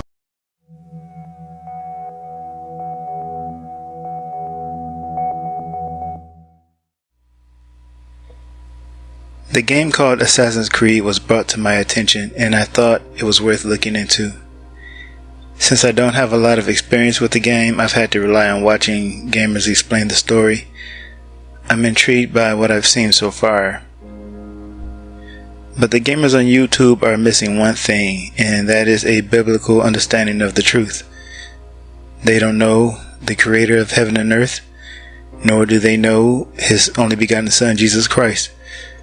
Nor do they understand that we are caught in the midst of a battle between the forces of the true God versus the army of darkness masquerading as light. This is the key to understanding what we're seeing here, I think. In Assassin's Creed, we are shown that the secret societies have not always been on the same page, and the kingdom of darkness is divided against itself. The Bible helps us to understand that. According to Wikipedia, the Assassin's Creed game depicts a centuries-old struggle pitting the assassins who fight for peace and free will against the Templars who believe peace comes through control of humanity.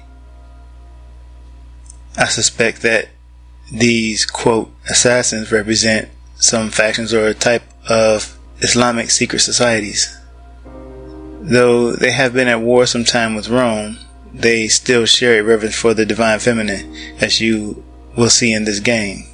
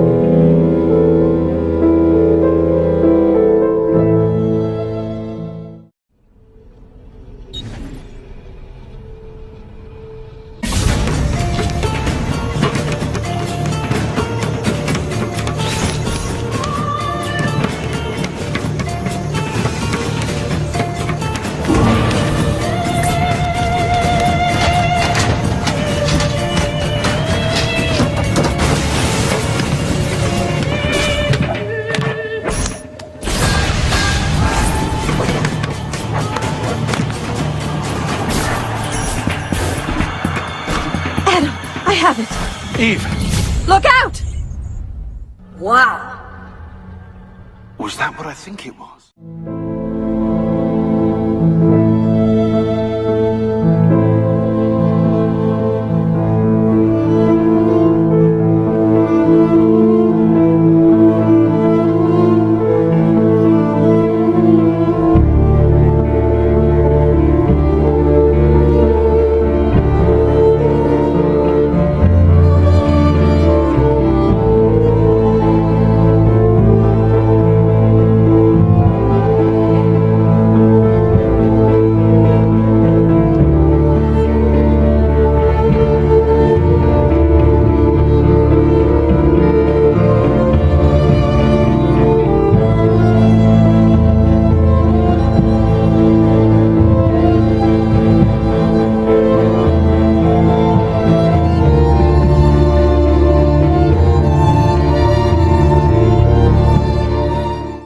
Compiling subsystems, infrastructure, tendons, heart.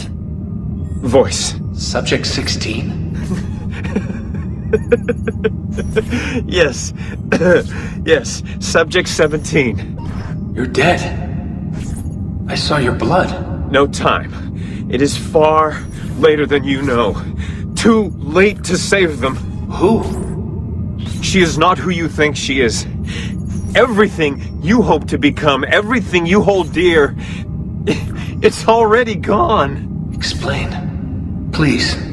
Eden. She... In Eden, find Eve. The key, her DNA. Tell me. I cannot. The sun. Your son. Too weak. Must replenish energy. Don't go! I am with you till the end. Find me in the darkness.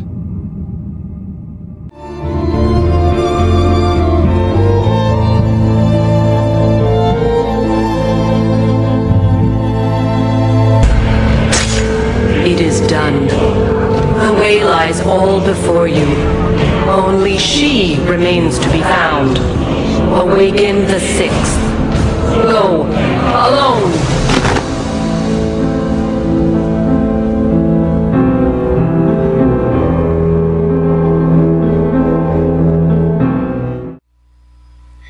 It's worth noting that the Catholics venerate Mary as the prophesied seed of the woman who is destined to crush the head of the serpent.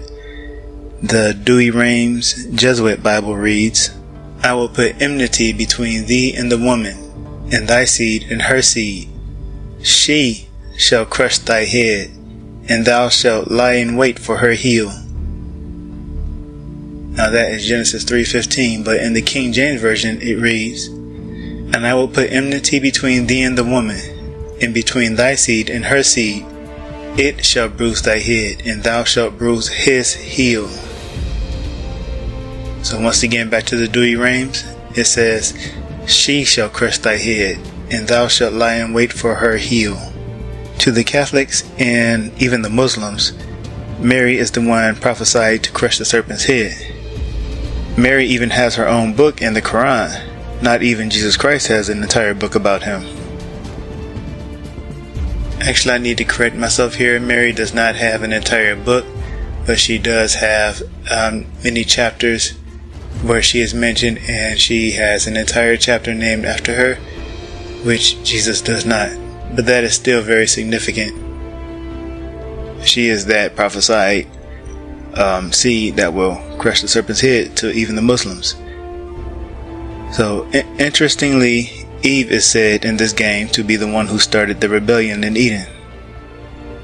So Eve has been quite a figure in the Assassin's Creed universe for a lot of years and for a lot of reasons. We first got a hint of Adam and Eve back in Subject 16's Truth Files in Assassin's Creed 2, where we saw the video of Adam and Eve escaping Eden. So I will note that Adam and Eve are hybrids of the Isu, which are the first civilization, those who came before, and the humans, so they're resistant to pieces of Eden.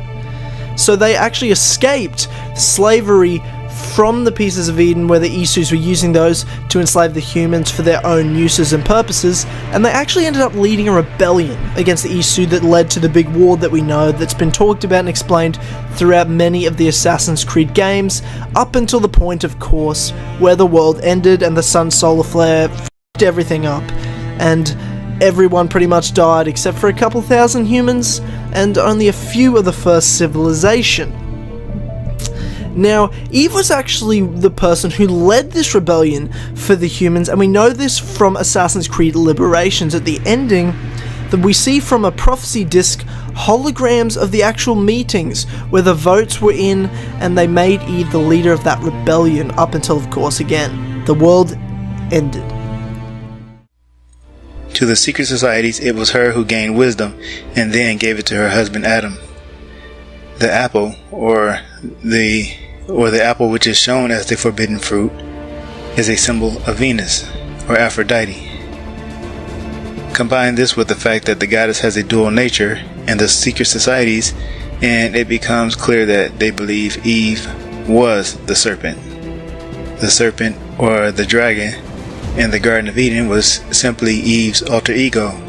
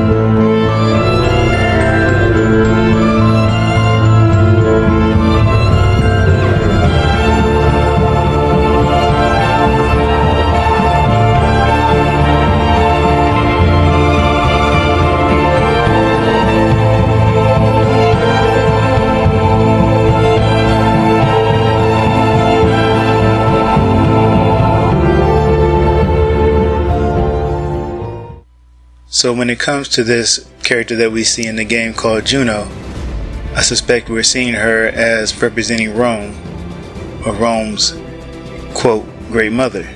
And she is more or less the symbol of Roman authority.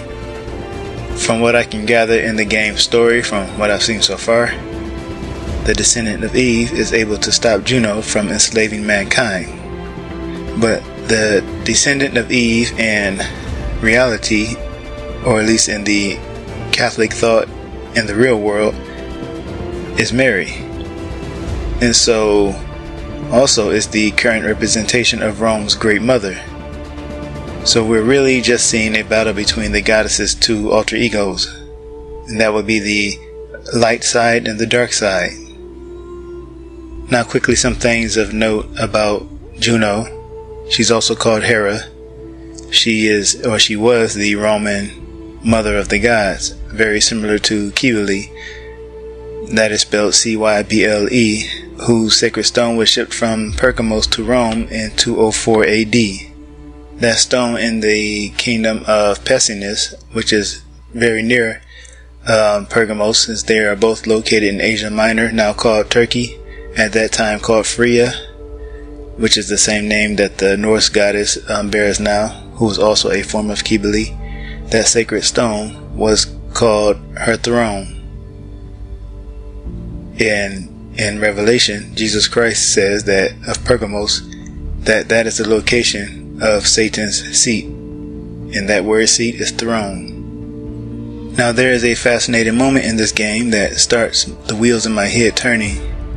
I think of transhumanism, or transhumanists trying to extend their lives through artificial bodies by uploading their consciousness probably to a cloud and downloading them to an artificial body.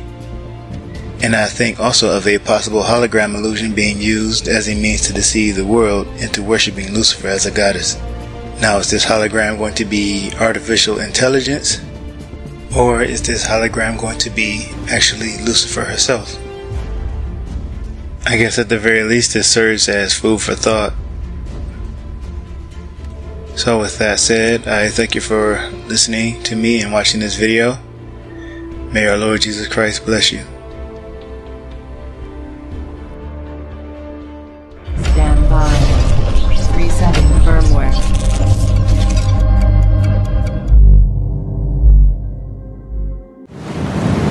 Come closer, Cypher. Perhaps we have met before. Perhaps not. You search for an artifact. Let me show you the truth.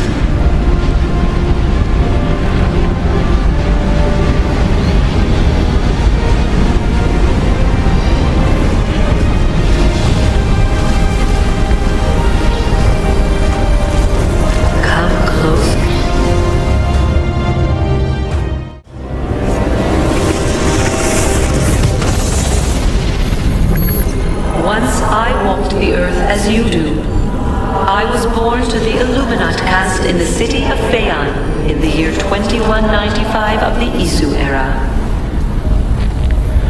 Now I travel the vast corridors of your machines, adrift here within the grey. But I grow stronger. The world is nearly ready for my return. And so I have summoned you to this war-torn simulation. To tell you a story. It is our story.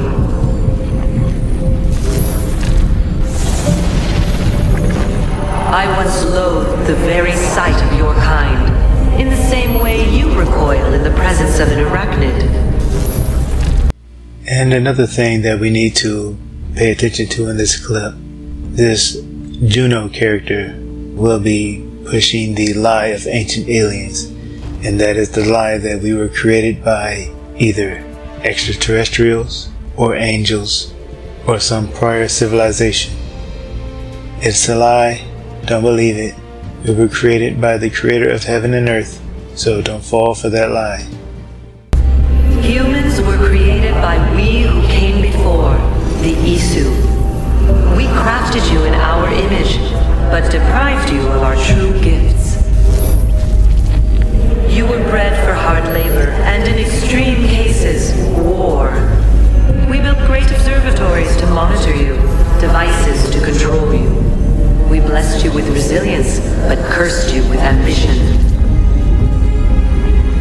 And so you rebelled against us. I suppose we are to blame for the state of your species. Is it any wonder so many of these simulations revolve around violence?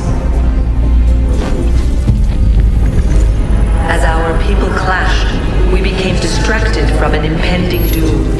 A coronal mass ejection from our angry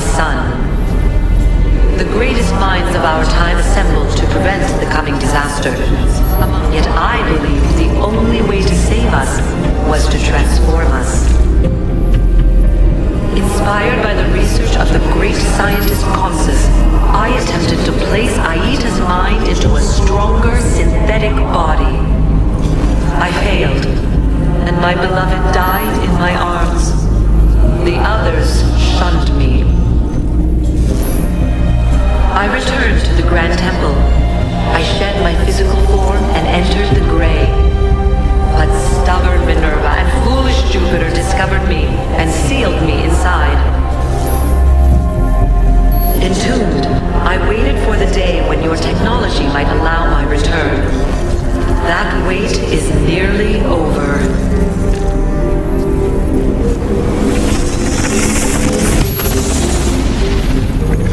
We need not be enemies. I intend to build, to transform your age into something greater than you can currently comprehend.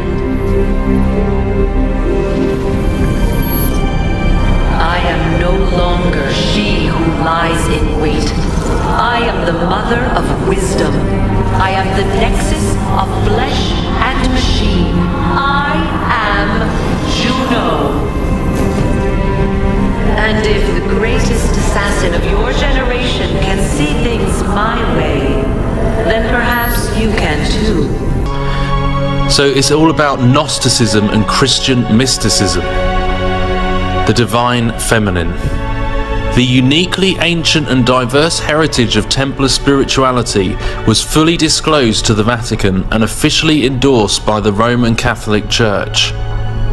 Authentic Templar spirituality is a form of esoteric Gnosticism which is wholly compatible with the canonical Christian mysticism of classical Catholicism. Gnostic spirituality primarily concentrates on personal divine communion through the Holy Spirit. Here we go, look, Templar chivalry, look at this. This is the picture of the Pope with all the world leaders of religions, of false religions. Hinduism, Islam, Baha'i. And this is what they are showing. And at the bottom of the page we can see all of these emblems which say a lot. Pontifical protection.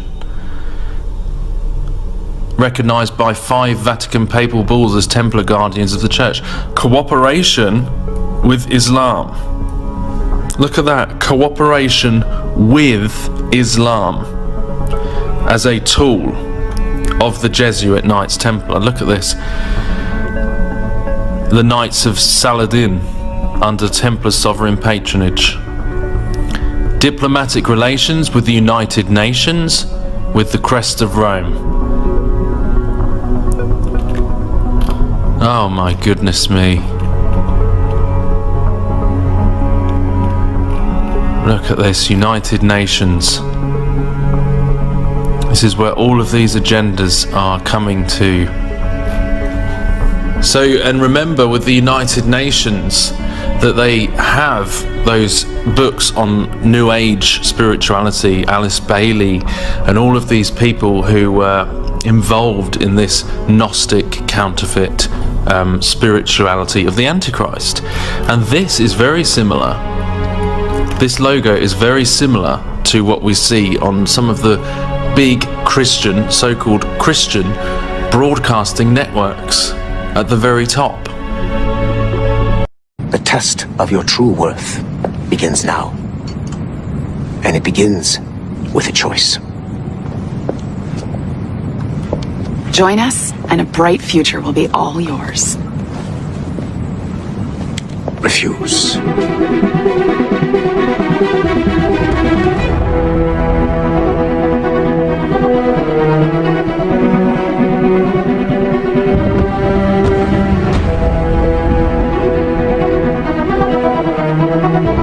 The cross darkens the horizon.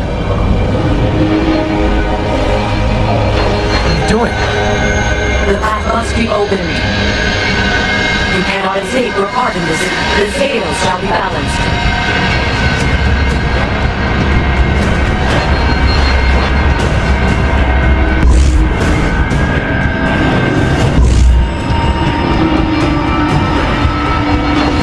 Stop, please! You know very little. We must guide you. Cease your struggle.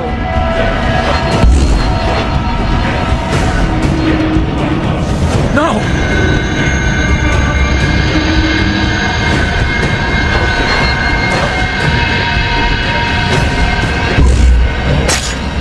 is done.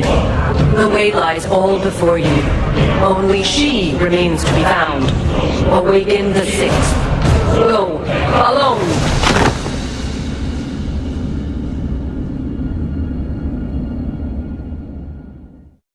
The main logo of the game presents us with an image that I believe to be not the destruction of hell, but the rise of the Antichrist and his legions. We've got pentagrams on both left and right, and the Saint's logo in the middle, symbol of which meanings are highly debatable. It has been used, however, on many coat of arms across the world, as well as in sports teams, universities, architecture and military, one of the most relevant examples being the Israeli intelligence force. This wouldn't be the first time military intelligence is using occult symbolism.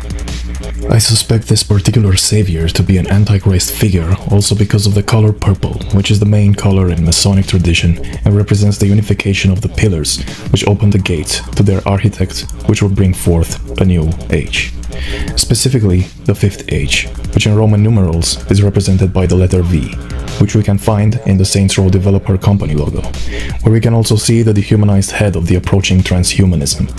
The showing of two V's seems to be a main theme in the occult symbolism world. There is an interesting scene in the movie Kingsman where this theory is completely confirmed. In the mountains where the elites form a facility to preserve themselves while the rest of humanity is killed, there is a hall where an announcement on the coming new age is being held by a self-proclaimed leader dressed in purple who sits above all. We must put aside all thoughts of death and focus on birth, the birth of a new age. We mustn't mourn those who give their lives today. You are the chosen people. There are two screens on the left and right which show the countdown to the new age. There is a V on top of the numbers, thus forming two Vs. I believe this to be very similar to the main logo of the game Saints Row Get Out of Hell. The A in Get might also be an upside down V. This game masks itself as a comedy as an excuse to put forth a large quantity of satanic ideas. The game starts with a party in which we are told that using a Ouija board at a birthday party is tradition. It's tradition! Every slumber party has to involve a spirit board! Slumber party? How's it work? We ask it a question, and the spirit of the board will reveal the answer. How? Yeah, someone pushes the pointy thing to wherever they want. Wait. Can we go back to you and your slumber parties? No time! Alright, everyone put their hands on the cursor. Upon the usage of the board, they come in contact with a demonic entity called Jezebel, and also make a reference to Aleister Crowley.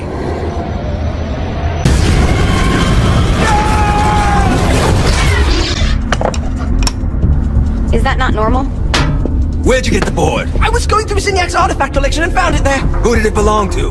Aleister Crowley? Jezebel is actually mentioned in the Bible and is also known to be a worshipper of Baal, as well as a promoter of over-sexuality, human sacrifice, and killing of God's prophets. She was the princess of Phoenicia and the wife of Ahab, king of northern Israel, which she also tried to convince and convert to Baal, Satan worship.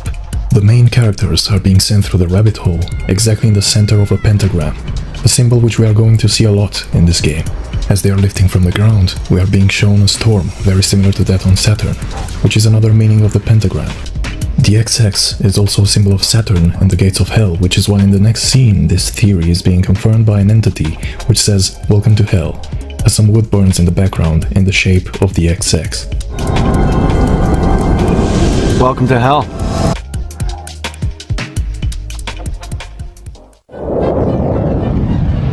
I'm gonna shoot the devil in the face. I think you might be skipping some details. No, I said in the face. I like the commitment, but you gotta find a way to get close enough to him in the first place. When's the wedding? I'll just show up and then you'll shoot him in the face. The ignorance of this game is that it gives us the idea that we can defeat demons with guns. Spiritual beings from another realm cannot be defeated with human material technology. Also, you cannot defeat evil by using violence. Promoting violence as a savior is another clue for why I think this game is satanic. Next, we are being given an artifact which gives us the wings of Lucifer, the morning star. In fact, the game narrator tells us herself. This holy relic granted Johnny the majestic wings of the morning star. And they also make sure to portray the final image with occult satanic elements, such as the pyramid and the lightning bolt, which represents Satan. So to defeat Satan, apparently we have to learn ourselves how to use the demonic powers. Just collect some soul clusters and power up the halo. You'll be flying around in no time. Good job. Now get up that cliff. Don't worry. If something looks too high, just keep on jumping off the wall. Remember to charge your jumps if you want to get up the cliff faster. Here's the deal. If you want some FaceTime with Satan, you need to get his attention. There's lots of ways to get Satan's attention, but we should never forget the classic rampant murder. Pride is a sin the devil's army has in spades, so if you want to pick a fight, you can bet your they're coming in droves. If you convert all the control stones, we should be able to use them to get around hell even faster. After seeing this, I think we can clearly say that this character, by acquiring all the demonic qualities, step by step, willingly becomes a demon himself. The following scene is a pure MKUltra style mind control house, from the rainbow to the characters which are lost, hypnotized by the music. Indeed, behind the mind control projects, there is only demonic energy. On the walls, there are these messages telling the characters, and I suspect us, to follow directions, to follow the rainbow, the yellow brick road, which will lead us to the perfect world of togetherness. This is all part of the creation of an alternative, better reality in which the mind control victim can retreat in, while the new programmed personality is being allowed to take control. The wheels of the bus go round and round, round and round, round and round. The wheels of the bus go round and round all day long. The horn on the bus goes beep, beep, beep, beep, beep, beep, beep, beep, beep. The wheels of the bus go round and round all No one alive! We must end this infernal music! beep, beep, beep. Come, let us return to my castle. This is exactly what happens in our world today, where a lot of people happen to be in depression, and the only escape they can find is by consuming video games and other forms of entertainment. It is all part of the plan. I wanted to preface this section with an image of the data centers considered used to administer the gang stalking networks in the US, presumably similar in other countries outside the United States also. This is the NWO behind all this, but it should go without saying it's all very militarily controlled.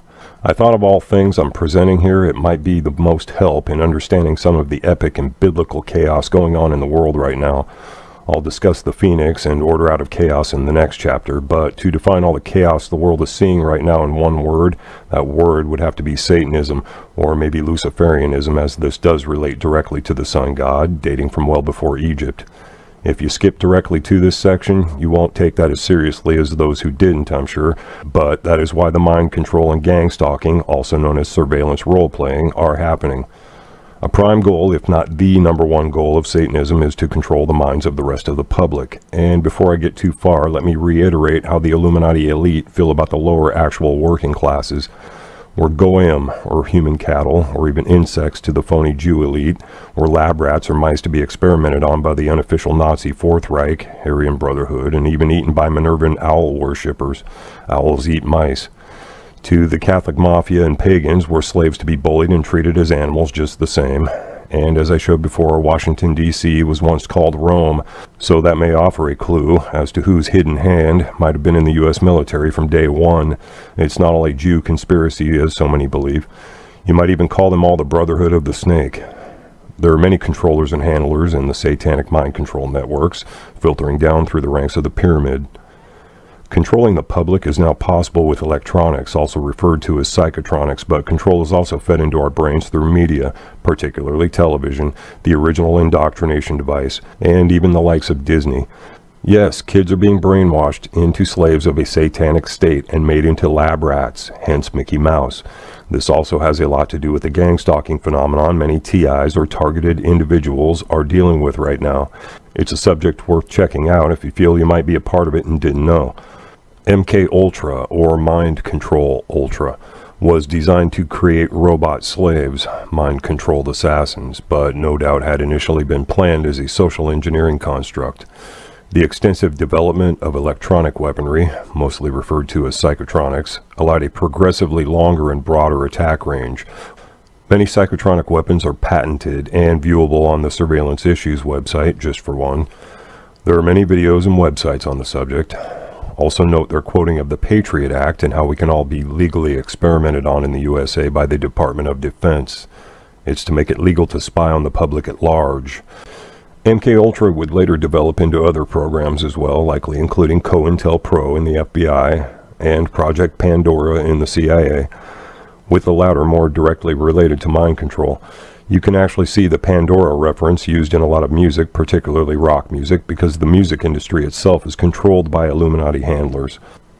Music is a subtle method of control, particularly over the teenage demographic after the initial years of media indoctrination, and not just for coercion to consumerism. This is part of the Phoenix plot of Helter Skelter and Order Out of Chaos, which will become more apparent as we go here. Just keep bearing in mind, this is all for an end goal of Satanism. Believe it or don't. Mind control doesn't have to include electronics. It can simply be demagoguing and coercion of public mindsets, the forte of COINTELPRO. This is how most of gang stalking works, casting the victim in a negative light.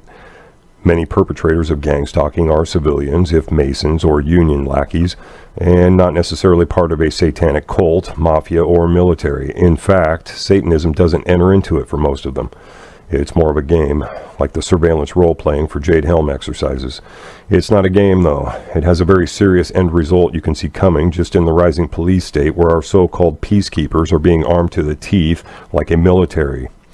Back to MKUltra, it was designed by the Nazi scientists of Germany, Dr. Mengele mainly, who were brought back to the USA with Operation Paperclip after World War II. A lot of the psychology is borrowed from the Tavistock Institute, created for the British military, remember NWO, and in the coincidental year of 1946 when the gray alien hype began. We mentioned Colonel Aquino of the Temple of Set being in the Psychological Warfare Division of the U.S. military. Do you think that's a coincidence here? He was also accused of being part of an on-base pedophile ring at Presidio, likely for reasons of black sex magic rituals, like the Babylon working, where every kid gets to have a new demon friend, a spirit guide. Sacrifices are only part of the picture. It's the energy they use for rituals. Again, this is part of the world's satanic plot of worshipping old gods like Lam, beings well known in occult circles for originating outside our universe. Insiders like former FBI head Ted Gunderson were likely killed for exposing this kind of information, mainly cases of satanic ritual abuse, but also people like Bill Cooper. I have to interject about Ted Gunderson, though. Douglas Dietrich, who has some interesting videos about the subject of the military and Satanism, claims Gunderson was in some kind of collusion with Aquino. Strange. Much of the NWO's Luciferian plot is a psyop, though. And this may seem far-fetched, but the largest group of inmates in military prisons is comprised of child sex offenders, roughly 60%, as you can clearly read about here. And I'll try to go slow, which I can't, but pause if you need to read. Then there was the case of American soldiers being told to look the other way from rampant pedophilia at military bases where Afghani Muslim soldiers were being trained, which was finally exposed, but no doubt only hand slaps dispensed for. This isn't only a Freemason or OTO insider cult of American soldiers, Defense Department contractors, or NASA employees who you'd expect to be friends with someone like the late Jack Parsons, or maybe the guy a couple of doors down from Hannibal Lecter, but I've no doubt there's some kind of satanic connection. And lastly on this subject is Project Flicker, revealing that at least 5,200 employees of the DoD, NSA, DARPA, and NRO were involved in a child pornography sting, but the investigation was minimal, largely unheard of, and prosecutions doubtful at least, as most had some link or other to the Pentagon, or the pentagram if you prefer. I will expand more on this point later with the Kay Griggs interview and her exposure of Satanism in government. Make no mistake that it's more than just a few people. I will also link Disney's sex indoctrination to these kinds of pedophile and satanic cults. There's also Satanism in the Mafia, and they're just another brick in the pyramid, to use a Pink Floyd reference. They use mind control too, no doubt mostly for deniable MK assassin personalities, but the modern mafias are highly militarized and no doubt military affiliated. Every evil plays its role in the satanic Masonic NWO plot. Some of the psychotronic devices include microwave, EMF, and ELF weapons. I won't go over every weapon or acronym. It's worth checking these out on my gang stalking playlist. The police have sonic weaponry like LRADs, designed as a psychotronic weapon in my opinion, though it's claimed to be a non-lethal deterrent weapon for crowd control. Many of these devices can throw voices for one, as if hearing it in your head when on a subsonic or ultrasonic frequency, also known as V2K or voice to skull. This is largely the reason for using these devices in gang stalking or military targeting. The goal is murder, not control in so much, because of the Kabbalistic idea of Klipot, or clawfoot, the mark of the beast, the 66 double V hand sign, and a belief that driving a person to insanity will also send them to the abyss with the fallen angel overlords when the victim dies. This is being done to the public at large, though, and through other means than just psychotronics. It's like an evil Nazi experiment for the synagogue of Satan, buried within Catholicism as well as antithetical Judaism. As I show more coming up soon, rock music has much to do with pushing this agenda, and I'll also talk more about the peace sign itself, a huge deception, in the next chapter about the false fifth age. It's all relative, but the end goal is to spurn the public toward the abyss using electronics. Other psychotronics are designed to input your brainwaves, interpret your thought patterns, compile them in a computer, and translate into words. Some consider that the real neurophone. They can literally read your mind with electronics now, and it has funneled down from the military into satanic groups like the Black Lodge Masons and even the Blue Lodge Masons and police. A broader and broader control base of Satanists are using this kind of technology to wrest control of the minds of the public, or even create infighting between families, ideologies, and institutions. This is a big part of the spiritual war Jesus was talking about, and the Masonic motto of order out of chaos. It's not all demonic spirits and possession per se. And again, the name Satan means adversary, but he's also known as the accuser, and this seems to be the guiding principle in gang stalking. So if I generically call them Satanists, this is why. But I think the band Metallica captured the phenomenon best with the song Sanitarium. They also have a video where a robot bug crawls out of a kid's ear when he dies, as if to say that's the only way it was coming out. So much music and so many movies reflect this satanic movement, and few are really catching it until now. And you may see quite a lot of sacrilegious imagery where people like Madonna and Kanye West wear crowns of thorns, for example, no doubt at the behest of their Illuminati handlers. They're the ones eating the biscuit, though. They all get absorbed into the machine, as Pink Floyd puts it, an almost cyborg, hive-minded beast system that's represented best by all the grids and power cords in our lives, which does provide conductivity for negative, even demonic energy that would be too much to go on about here. We're all being slowly plugged into the machine, and the transhumanist agenda can be seen quite plainly in music as well.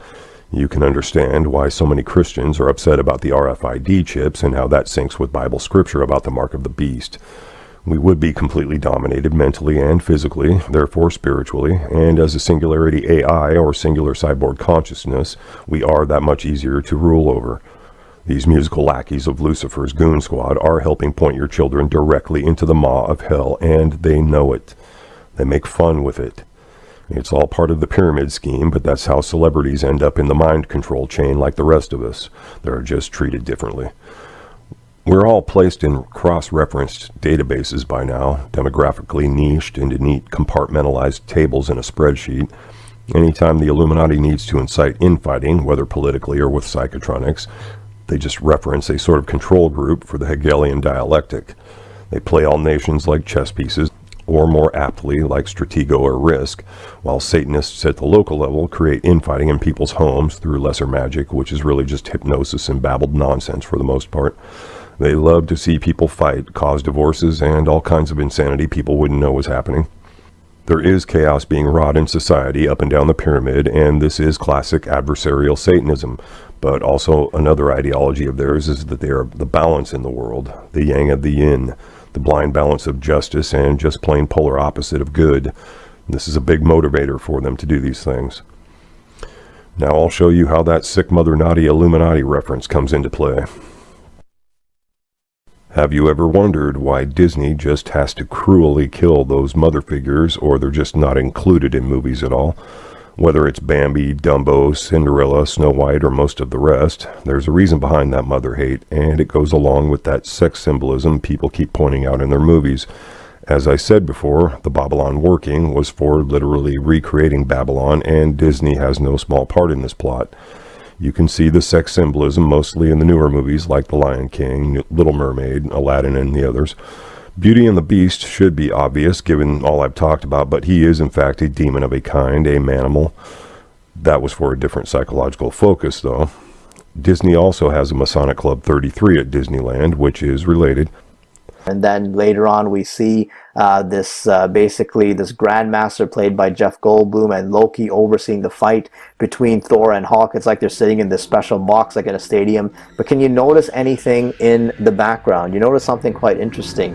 What caught my eye right away was basically this unfinished pyramid, or this unfinished pyramidal hallway that is right behind them, again in our faces, showing the Illuminati pyramid. And of course what's going to go on top of it eventually will be the capstone.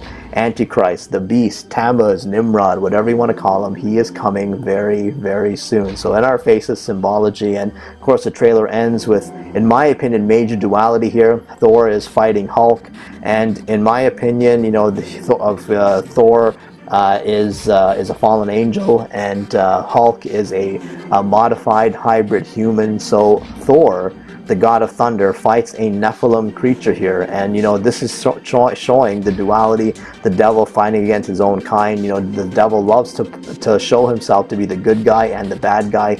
Yet again, this same duality that we are constantly being shown here. So really, nothing new under the sun. This is what is being shown to us constantly, and I believe Daniel 8 speaks about this, which is confirmed by Isaiah and the book of Revelation. So when we look at Daniel chapter 8, it talks about this goat that comes on the scene, and it says, out of one of them came a little horn which grew exceedingly great. Now, I believe this little horn is the beast, the false Messiah. He grew exceedingly great toward the south, the east, and toward the glorious land, and it grew up to the host of heaven. So when you think about it, we know that the hosts of heaven are the stars up in the firmament. You know, we are being told that stars are billions or trillions of light years away, which is just not true. I believe they're possibly only about maybe 1,000 or a few thousand kilometers or miles up in the air at the top of the firmament. So it says that this little horn grew up to the hosts of heaven, basically a giant, and cast some of the hosts and some of the stars to the ground and trampled them. He even exalted himself as high as the prince of the host, and by him the daily sacrifices were taken away, and the place of his sanctuary was cast down. Alright, so really I believe when it says that some of the hosts were cast down, that this is again Lucifer and the beast, that they, this war in heaven that is coming, that they get cast down, some of them get trampled. So this is again showing the war of Michael and his angels and the fallen angels, and they get cast to the ground. And you know, this guy comes, the beast, the devil, the dragon, and the false Messiah. They come in great rage, and it says that even because of transgression, army was given over to the horn to oppose the daily sacrifices, and he cast truth down to the ground. He did all this and prospered. So this false Messiah is coming. There will be no truth on his lips, that he is going to take away any kind of, even any other religion, because he wants to be worshipped. So Daniel 8 clearly shows the same thing that is being shown in Revelation 12. I believe Revelation 12 is a confirmation of Daniel 8 and the beast and the dragon being cast down to the earth along with their fallen angels. The book of Isaiah in chapter 13, which we have mentioned many, many times, speaks of the giants that are coming to fulfill the wrath of Abba Yahweh, because the sin of this world is piling up, and he is going to allow these fallen angels and their Nephilim offspring to come back onto the world scene yet again to fulfill the time of judgment, the time of wrath that is going to come upon the entire world. So really, I believe this movie is depicting Daniel 8, Isaiah 13, and Revelation 12.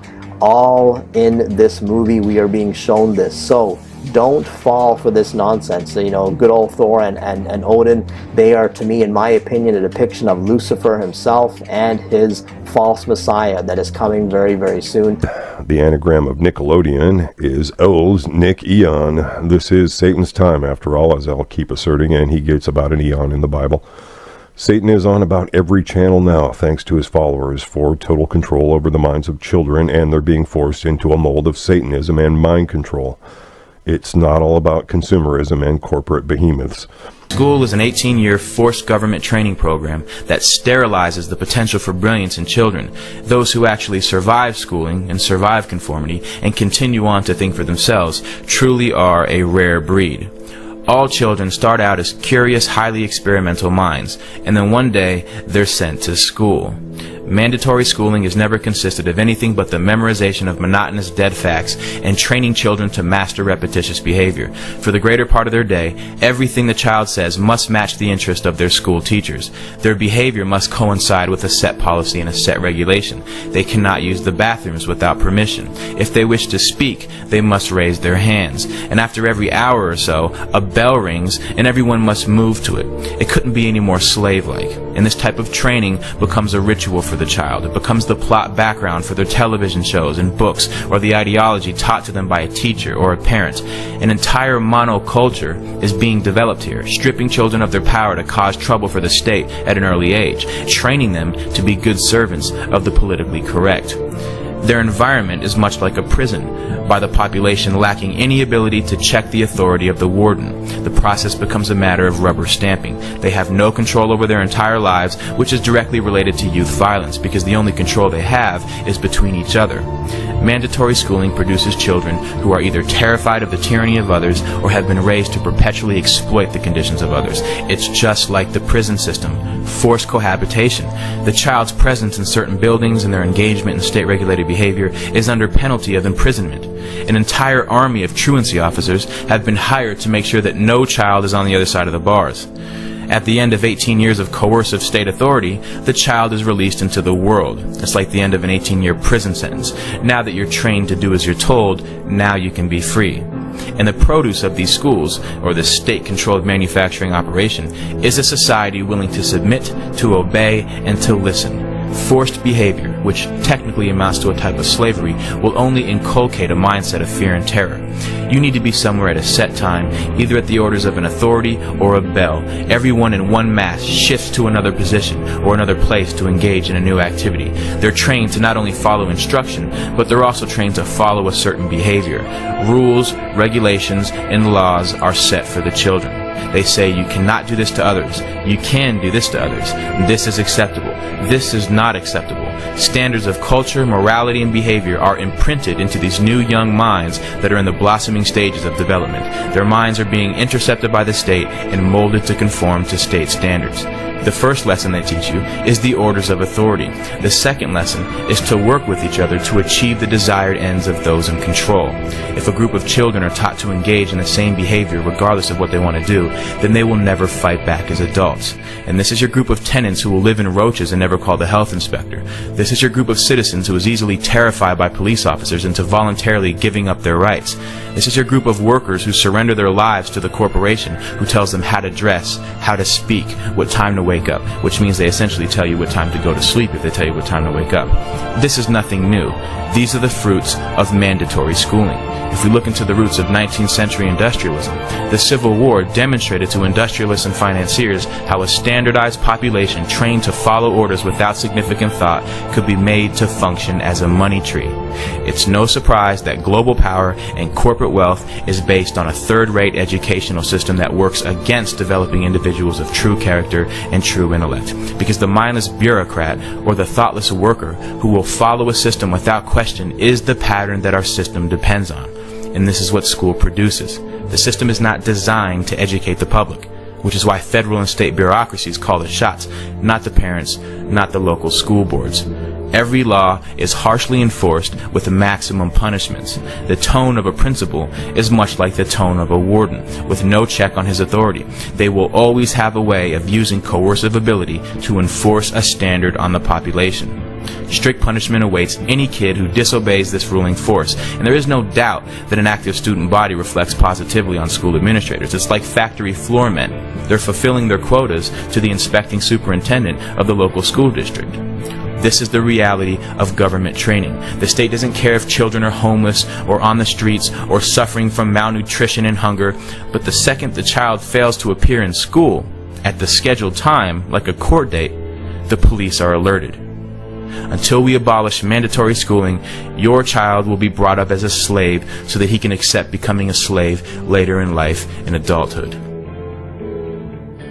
The brain is represented as male and female hemispheres, particularly in occult groups, or even a mother and father figure, if you like. The brainchild of these two halves, our dichotomous dualistic natures, is the third eye of enlightenment. It is the divine sun figure to them, and they don't want any of us to have ours born, so to speak. They want us all doled down and spiritually limited in a base form of consciousness. I'm not advocating actively trying to do what they do, which is often out-of-body experiences, divination, precognition, and other practices denounced by God in Deuteronomy, but some people do naturally experience these things, and that is a threat to them. You might see through the societal MK programming then. So the female half is also known as the divine feminine, or sacred feminine, and is the side they are bashing down the most with Satanism and mind control. Why they're doing this is because you can see that the creative half is what makes you question authority, just for starters. How can you be a good slave to the machine and take orders blindly if you're thinking creatively? It's important to shift more of your consciousness toward the literal left. That's why most video games are just constant left brain attacks or puzzles with little or no real creative input. This is why they created the term MDK, or murder, death, kill. They want that Jerry Springer beast mode turned on high, shifted all the way to the left. Everything in society is shifting to this attitude, which causes a lot of psychological problems on its own due to the imbalance, actually, like an inner conflict. And sex was the main factor in motivating that shift. Believe it or don't. To back this up somewhat, check out these zombie killer bullets you can buy. This is another Illuminati joke, with the joke being us goyim, human cattle, running around shooting each other. They're the vampires, and the rest of us hapless plebes are the zombies they actually feed on. It's where the metaphor in movies is coming from, and why the big zombie rage lately. Why the rage zombies is reflected a bit in the child psychological archetype of the little Nero, the ADD tantrum child who eats little ego-monger's pizza that they're promoting in society with junk food and sugar addictions mostly. Again, holiday sugar rushes. Kids fulfill the rest of the construct when they become teenagers, with music, drugs, and promiscuity mainly. Another part of the zombie metaphor is some psychotronics are designed to keep you in a fuzzy state of mind, confused, and even depressed. Are you depressed? Please take a part in our study. You may see a lot of commercials like that. Back to my point about selling sex as a beast motivator by using the woman in red symbolism the Masons love so much. They've paraded multiple sex symbols in media since the 1950s or so after the Babylon working. The red woman indirectly and psychologically acts as a representation of the mother figure, even though she's supposed to be a distraction. Without going into details in psychobabble quackery, just take for granted the obvious. However trashy that whore they prop up in front of you is, that's the mother of tomorrow that little girls are emulating now. That's easy enough to understand, right? It started off with Amy Semple McPherson, really, as she was sort of the first media darling and evangelist leading everyone astray. You'll find she has direct Masonic links through her husbands, no coincidence there. But after the Babylon ritual, it started off with Marilyn Monroe. Then Jane Fonda caused a lot of controversy with Barbarella in the 1960s. I'd have to say Farrah Fawcett dominated the 70s, since all guys had the poster, I'm fairly certain.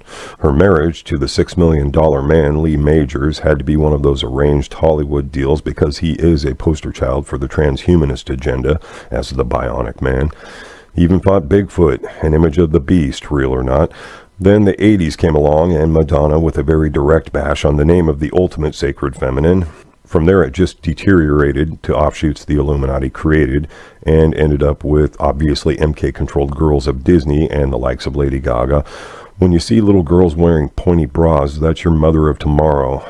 Don't think this wasn't all done on purpose. You can read about the beta kittens of Disney and many thought-provoking articles about mind control in media at vigilantcitizen.com. Many videos are analyzed frame by frame almost. You can see the real effects with the toddlers and tiaras, tantamount to pedophilia. It most likely is for some. It would have to be. Refer to the stories in the military before. They're killing that mother figure all the way down to infancy if they can, and doing it pervertedly the whole way. If they can get grandma to get up and twirl her shirt in the air while dancing on a table, they will all cheer her on. They came up with cougars, MILFs, and no doubt GILFs are on the way unless I missed something. They're a very sick group of possessed freaks, kids. Run from them, kids. Run to Jesus. Run fast, run far. The old gods want to eat you. So do you see now how they make your mother sick and naughty? I told you so. Believe me now, don't you? Musicians are used as tools to help promote this MK agenda toward a beast system, and I couldn't possibly run my mouth long enough to cover all the material that I could prove that fact with. Many other videos are doing a great job of it actually, so look for them, but rock music was initially used as the vehicle to drive us there. Does that really surprise you after all I've said, or what you can see in music today? Everything has been driven to a lurid goth overtone, the hallmarks of Satanism. Blood, gore, death, mayhem, and wanton sex with anything that moves, ritual or not. It's driven mainstream society right into their psychological mold. Music moves everyone, and they control all sights and sounds like the TV show Outer Limits, and it's no coincidence that the theme to that show is all about the Illuminati and MK. As an aside, since I brought up the driving reference, take a look at Stephen King's Christine. The car was haunted by a demon. It was no ghost, but the movie is also about a type of mind control, and you can see that in the kids' transformation throughout the movie. Later they show their disgust for rock and roll, and that is a straight allusion to the musical mind control I'm talking about here. To further the Babylon metaphors, you can see that horror Babylon being produced in women for the aforementioned reasons, and it's a fighting attitude to go along with. It's not all whoredom. This is part of the beast mode system for the mongrelized humanity I mentioned, creating the female side of slavery unbeknownst to the slaves. It's no coincidence that most female action characters are scantily clad, the warrior princess, which makes sense to wear a two-piece plate mail bikini in medieval combat. It's an archetype being sold to women, and little girls are eating it up as they get sucked into the nerdy world of video games and epic movies, normally only viewed by men. You are made into little Samira Misses and Juniors, no thanks to the transgender, transhumanist agenda of the beast system. For men, it's the image of Nimrod, the mighty hunter. The tattoos and piercings are the marks of a mighty tribal warrior, but also part of ancient Babylonian culture, as it's been in every tribal culture all along. It's war dress. They want all the guys pumped up, full of beast rage, and in the red, base chakra zone. This can even be shown in the rising police state. Have you ever questioned the nature of your reality? No. You only see what your eyes want to see. We do not hesitate to destroy in order to create a new world. God help it. I'm sorry for you. And I for you, Thorndyke. You and your world. Do you know what would happen then? Don't forget their Reichstag fire trial. You know their genius for producing witnesses and documents to prove their enemies guilty of what they intend to do. Today, Europe. Tomorrow, the world.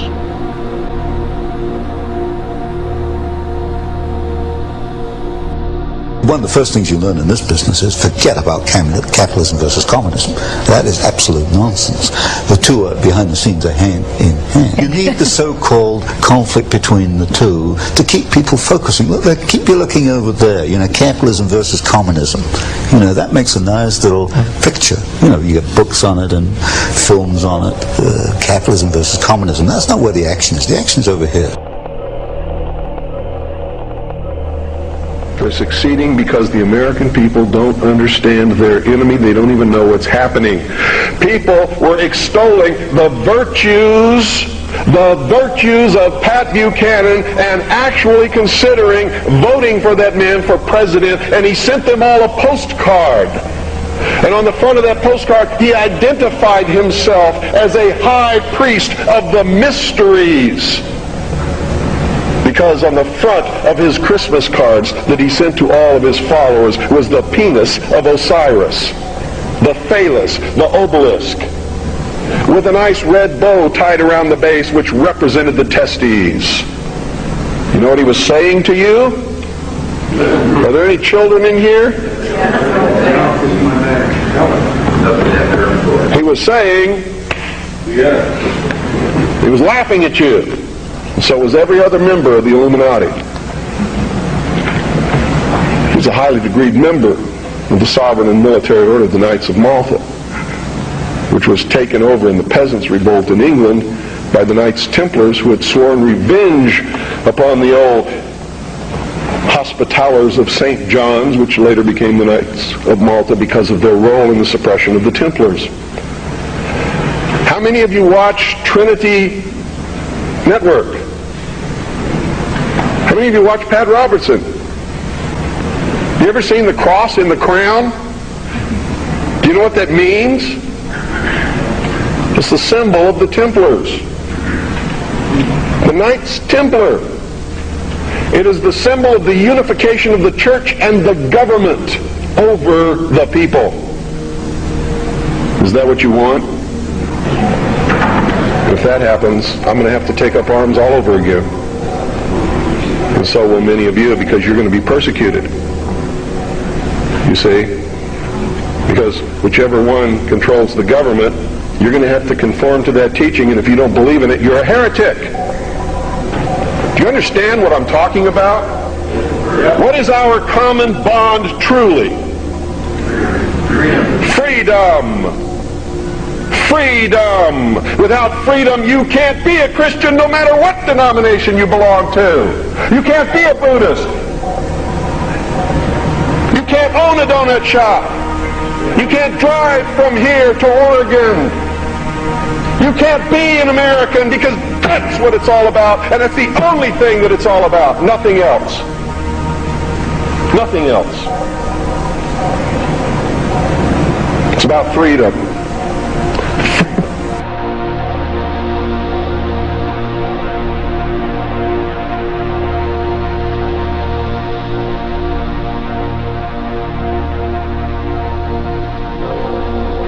In 1983, I heard Ronald Reagan and Brian Mulroney discussing the New World Order.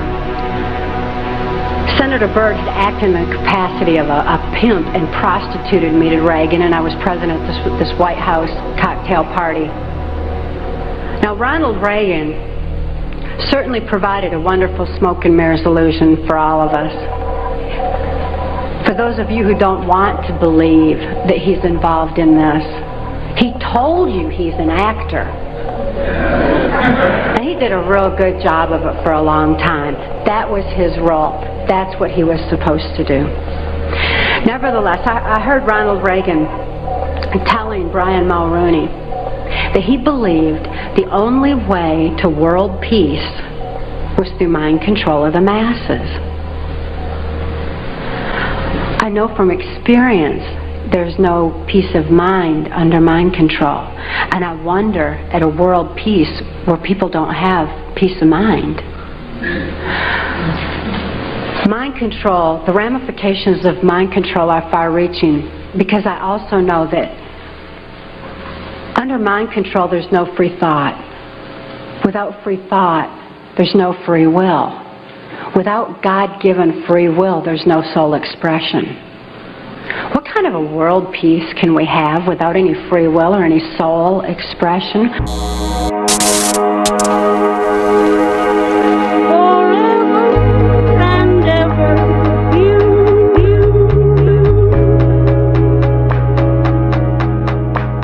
You took mine ever,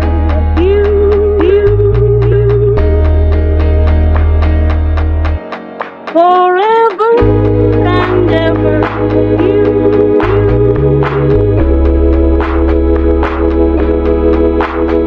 you took mine ever,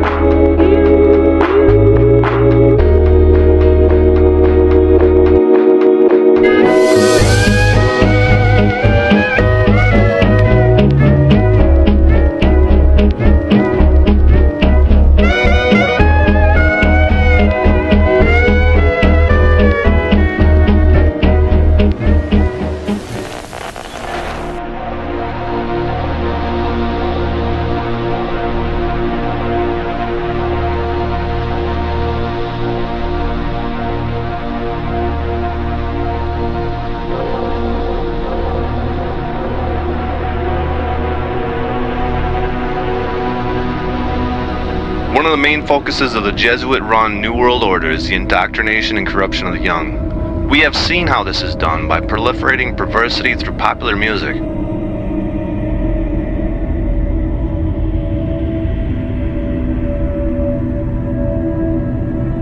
You're doing really well now, but didn't you release a CD like almost 10 years ago? Yeah, I mean, I released a gospel record when I was 15 because I grew up in, a household where all I ever did was listen to gospel music, and my parents are both traveling ministers, and so I kind of sang about, what was going on in my life at 15, and that's how I got introduced to the music industry. I swear I wanted to be like the Amy Grant of music. Yeah. But it didn't work out, and so I sold my soul to the devil.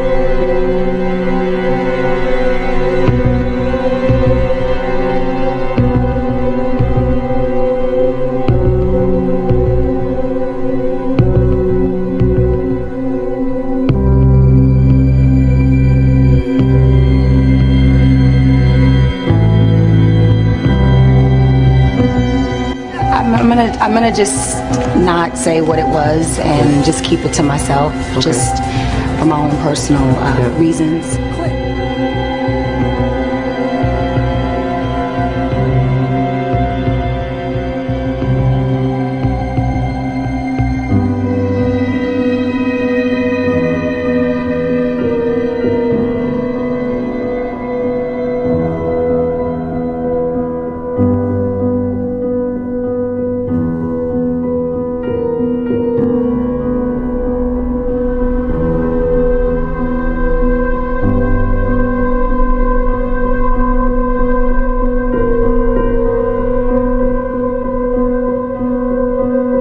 CBS 2's Kirk Hawkins. Kirk, good morning. Serene, good morning to you. Right now we're waiting on an update from the coroner's office. That update could come later on this afternoon at the earliest, and we're hoping to learn more on the singer's cause of death. Of course, the body arrived here earlier this morning, very early this morning, in fact. The body of singer Whitney Houston arrived at the LA County Coroner's Office 11 hours after she was declared dead.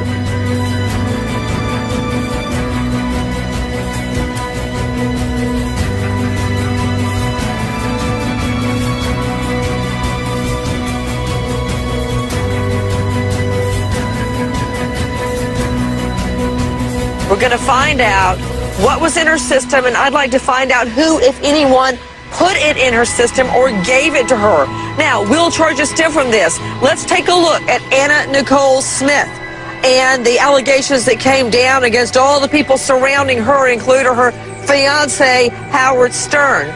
Take a look at Michael Jackson, Conrad Murray. And not only that, if you recall, Archie Bunker, Carol O'Connor brought the dope dealer into court. They gave his son, Hugh O'Connor, his final hit of drugs that caused his death. So I'd like to know who was around her, who, if anyone, gave her drugs following alcohol and drugs, and who let her slip or pushed her underneath that water. Apparently no signs of force or trauma to the body. Right. Who let Whitney Houston go under her water?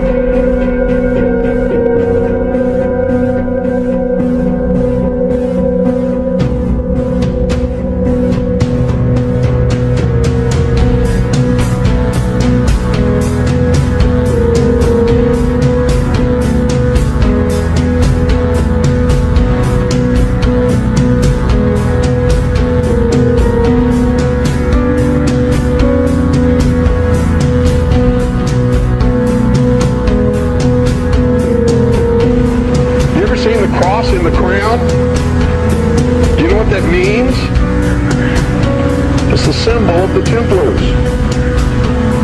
The Knights Templar. It is the symbol of the unification of the church and the government over the people. Is that what you want?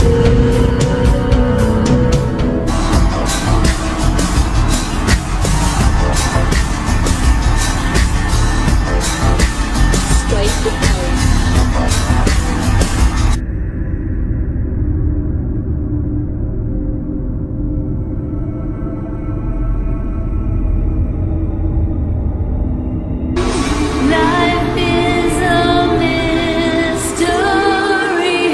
Everyone must stand alone. I hear you call my name, and it feels like home.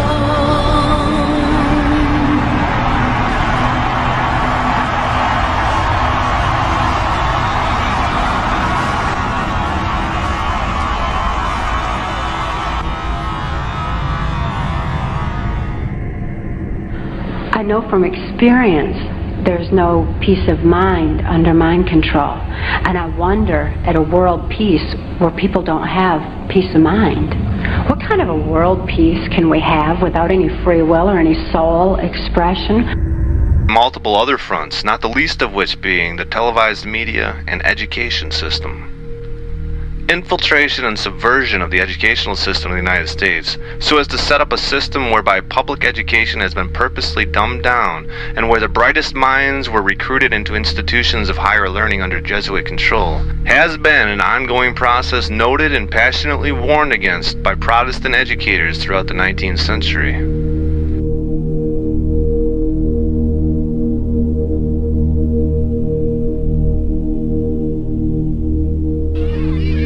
Give me a child until he is 7, and I will give you the man.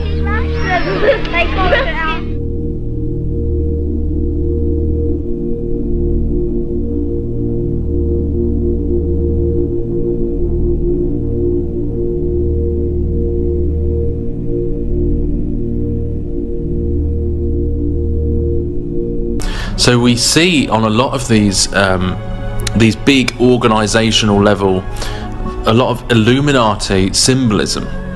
And what it is essentially, remember with the Knights Templar, this is dominionism. This is dominion theology about taking over the world.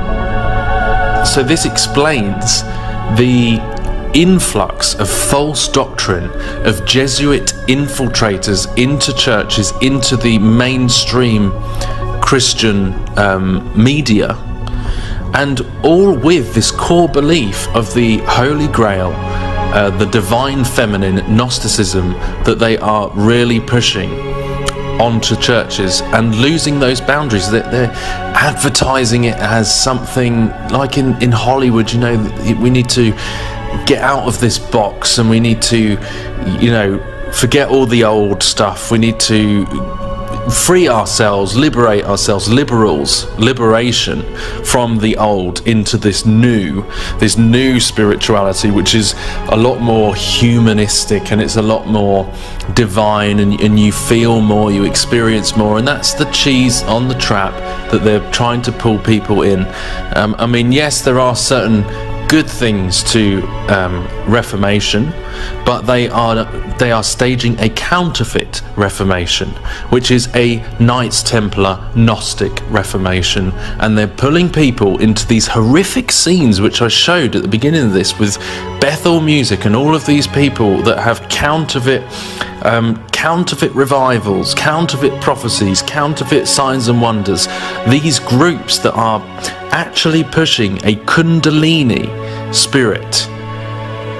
These counterfeit crusades that they hold at these top levels, which are coaxing and coercing people into a counterfeit spirit.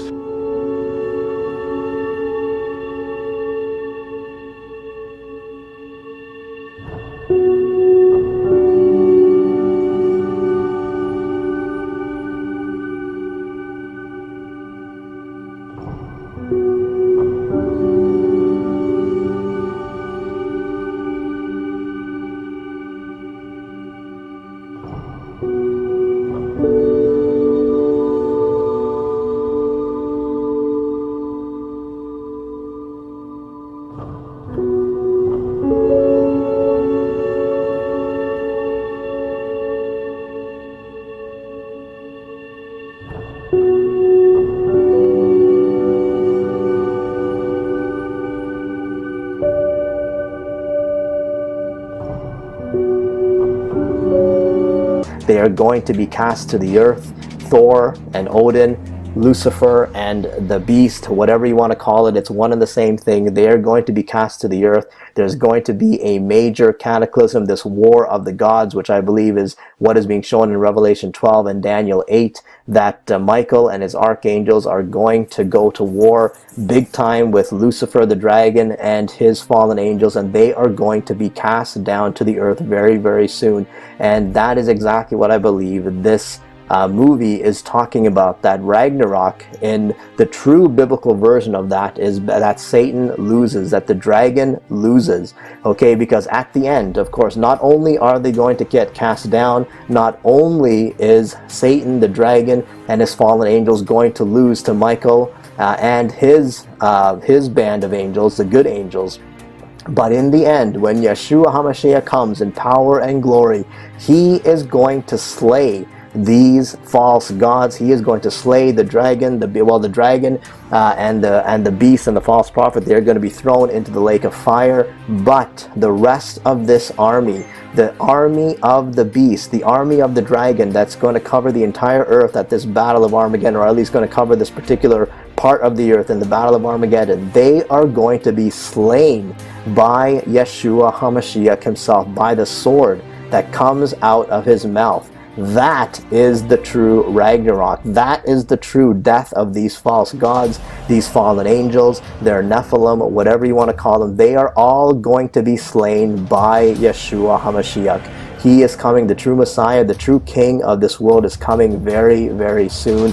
And so do not be deceived by these movies. They love to depict all this kind of stuff. In fact, right after this, right after I'm done here, I'm going to play you a clip of what Norse, with the top 10 facts of Ragnarok and what the Norse mythology and even lines up with all the pagan religions and what they believe is coming. But I will show you some 10 facts about Ragnarok and what they believe. But it is really a counterfeit of the real thing, that Yeshua is going to come and defeat and slay all of these false gods, all of these fallen angels, and everything that the devil has worked so hard for. They are going to be brought down by Yeshua HaMashiach once and for all, and he is going to reign in power and great glory when he comes with his army that will defeat this false, this Luciferian, this final army, this last Armageddon battle. This is going to be won by Yeshua. So take heart, because Yeshua has overcome the world. Again, nobody has to believe anything that I am saying. I expect you to do your own research. I thank you very much for checking out this video, but as always, please be aware of what is being shown to us in plain sight. Our Yahweh bless you.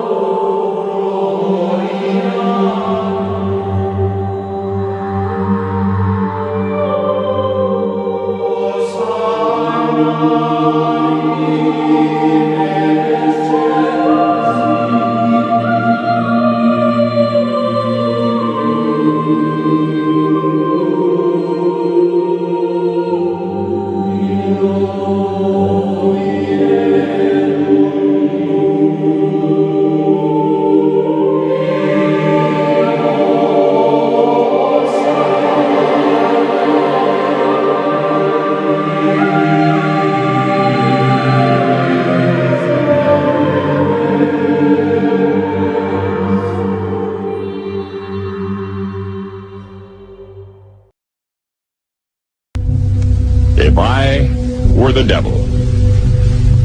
If I were the devil,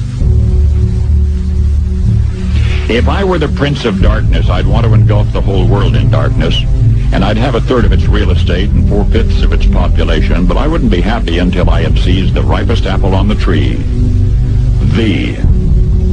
So I'd set about, however necessary, to take over the United States. I'd subvert the churches first. I'd begin with a campaign of whispers. With the wisdom of a serpent, I would whisper to you as I whispered to Eve, do as you please. To the young, I would whisper that the Bible is a myth. I would convince them that man created God instead of the other way around. I would confide that what's bad is good and what's good is square. And the old I would teach to pray after me, Our Father, which art in Washington. And then I'd get organized. I'd educate authors in how to make lurid literature exciting so that anything else would appear dull and uninteresting. I'd threaten TV with dirtier movies and vice versa. I'd peddle narcotics to whom I could. I'd sell alcohol to ladies and gentlemen of distinction. I'd tranquilize the rest with pills. If I were the devil, I'd soon have families at war with themselves, churches at war with themselves, and nations at war with themselves, until each in its turn was consumed. And with promises of higher ratings, I'd have mesmerizing media fanning the flames. If I were the devil, I would encourage schools to refine young intellects, but neglect to discipline emotions, just let those run wild. Until before you knew it, you'd have to have drug-sniffing dogs and metal detectors at every schoolhouse door. Within a decade, I'd have prisons overflowing. I'd have judges promoting pornography. Soon I could evict God from the courthouse, then from the schoolhouse, and then from the houses of Congress. And in his own churches I would substitute psychology for religion and deify science. I would lure priests and pastors into misusing boys and girls and church money. If I were the devil, I'd make the symbol of Easter an egg and the symbol of Christmas a bottle. If I were the devil, I'd take from those who have and give to those who wanted, until I had killed the incentive of the ambitious. And what'll you bet? I couldn't get whole states to promote gambling as the way to get rich. I would caution against extremes in hard work, in patriotism, in moral conduct. I would convince the young that marriage is old-fashioned, that swinging is more fun, that what you see on TV is the way to be. And thus I could undress you in public, and I could lure you into bed with diseases for which there is no cure. Have sexual relations. The Space Shuttle Challenger is destroyed just a little more than 1 minute after liftoff. The Japanese began the war from the air at Pearl Harbor. They have been repaid many foes. Dr. Martin Luther King, apostle of nonviolence in the civil rights movement, has been shot to death in Memphis, Tennessee. Senator Robert Kennedy died President Kennedy died at 1 p.m. Central Standard Time. Confirmed to us by ABC News in New York City. John Lennon, outside of his apartment building on the west side of New York City, the most famous perhaps of all of the Beatles, shot twice in the back. People were just joining us. Two young men apparently dressed in long black trench coats opened fire about an hour and a half ago at a high school just outside of Denver. Today of a mass shooting, and this time gunfire aimed at elementary school children. The greatest trick the devil ever pulled was convincing the world he didn't exist. Mystery Babylon is the seat of the Baphomet. It is the greatest throne on earth. It is the greatest throne because a man sits there claiming to be Christ, claiming to be Christ's representative, claiming to be infallible. This is the ultimate representation of the Baphomet. When man glorifies himself above Christ, above God, he represents the Baphomet. And when this glorified one demands worship, he receives that worship on behalf of Lucifer, the creator of the Baphomet. The Baphomet brings together all aspects of Lucifer's agenda. Everything that is important to Lucifer's order is contained in that figure. control of everything in creation, dominance over everything, king of the world, the highest authority, neither male nor female, nor man nor beast, but a synthesis of all of that. This is the enlightened being to which society is moving. It is a great deception. That is Lucifer's Baphomet, and everything you see in society is geared by Lucifer to achieve the Baphomet, to instill those values in every heart and every mind. And don't think by retreating to your church that you escape the Baphomet. When your pastor collects huge amounts of money, builds new building wings, drives fancy cars, spends your money on material things, he's glorifying the Baphomet. And when you give him that money, you do the same thing. He controls you. And he goes to seminary. And the seminaries, the schools, are controlled by Baphomet. It is Baphomet philosophy. And there, they have told your pastor, the Word of God does not exist. It crumbled, disappeared, gone. We don't have it. Only the old, original manuscripts were perfect, the Word of God. We don't have it. That is Baphomet speaking. When your pastor says that, when your doctrinal statement says that, that is the Baphomet speaking. The Baphomet says absolute truth doesn't exist. You don't have it. God didn't preserve it. If your church is doing that, it is Baphomet. You can't escape Baphomet. There is no organization, there is no man, there is no system on earth that can escape the Baphomet. Only in Jesus Christ are you safe from the Baphomet. If you think cleaning the church, mowing the lawn, giving money to charity, going to women's retreats, going down for an altar call, if you think there's security in that, you're deluded. Those are rituals. Those are habits. They glorify the Baphomet. Only Christ is your assurance. Only in Him. Then are you free. Remember, the institutional religious system murdered Christ. They hated Him. And if you teach the fullness of the gospel, every bit of it, they will hate you too, and they will put you out. So I warn you, the whole world lies in the hand of the wicked one. That includes the institutional churches, the institutional church system, and everything associated with it. Every aspect of society. Trust no man, no system, but put your faith in Christ alone. Boom bop doo up, boom boom bop doo up, boom bop doo up, boom boom bop doo up. I can see clearly now the rain is gone. I can see all obstacles in my way. Gone are the dark clouds that had me blind. It's gonna be a bright, bright, sunshiny day. Bop, bop, dum, bop. I think I can make it now. The pain is gone. All of the bad feelings have disappeared. Here comes that rain I've been praying for. It's gonna be a bright, bright, bright, sunshiny day. It's gonna be a bright, bright, bright, sunshiny day. Bop, bop, dum, bop. Ba-dum, ba-dum, ba-dum, ba. Come around, there's nothing but blue sky. Anywhere you go, straight ahead, there's nothing but blue sky.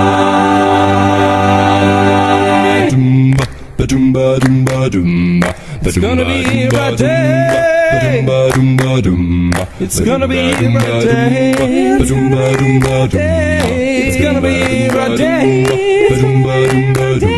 It's gonna be a day. I can see clearly now. The rain is gone.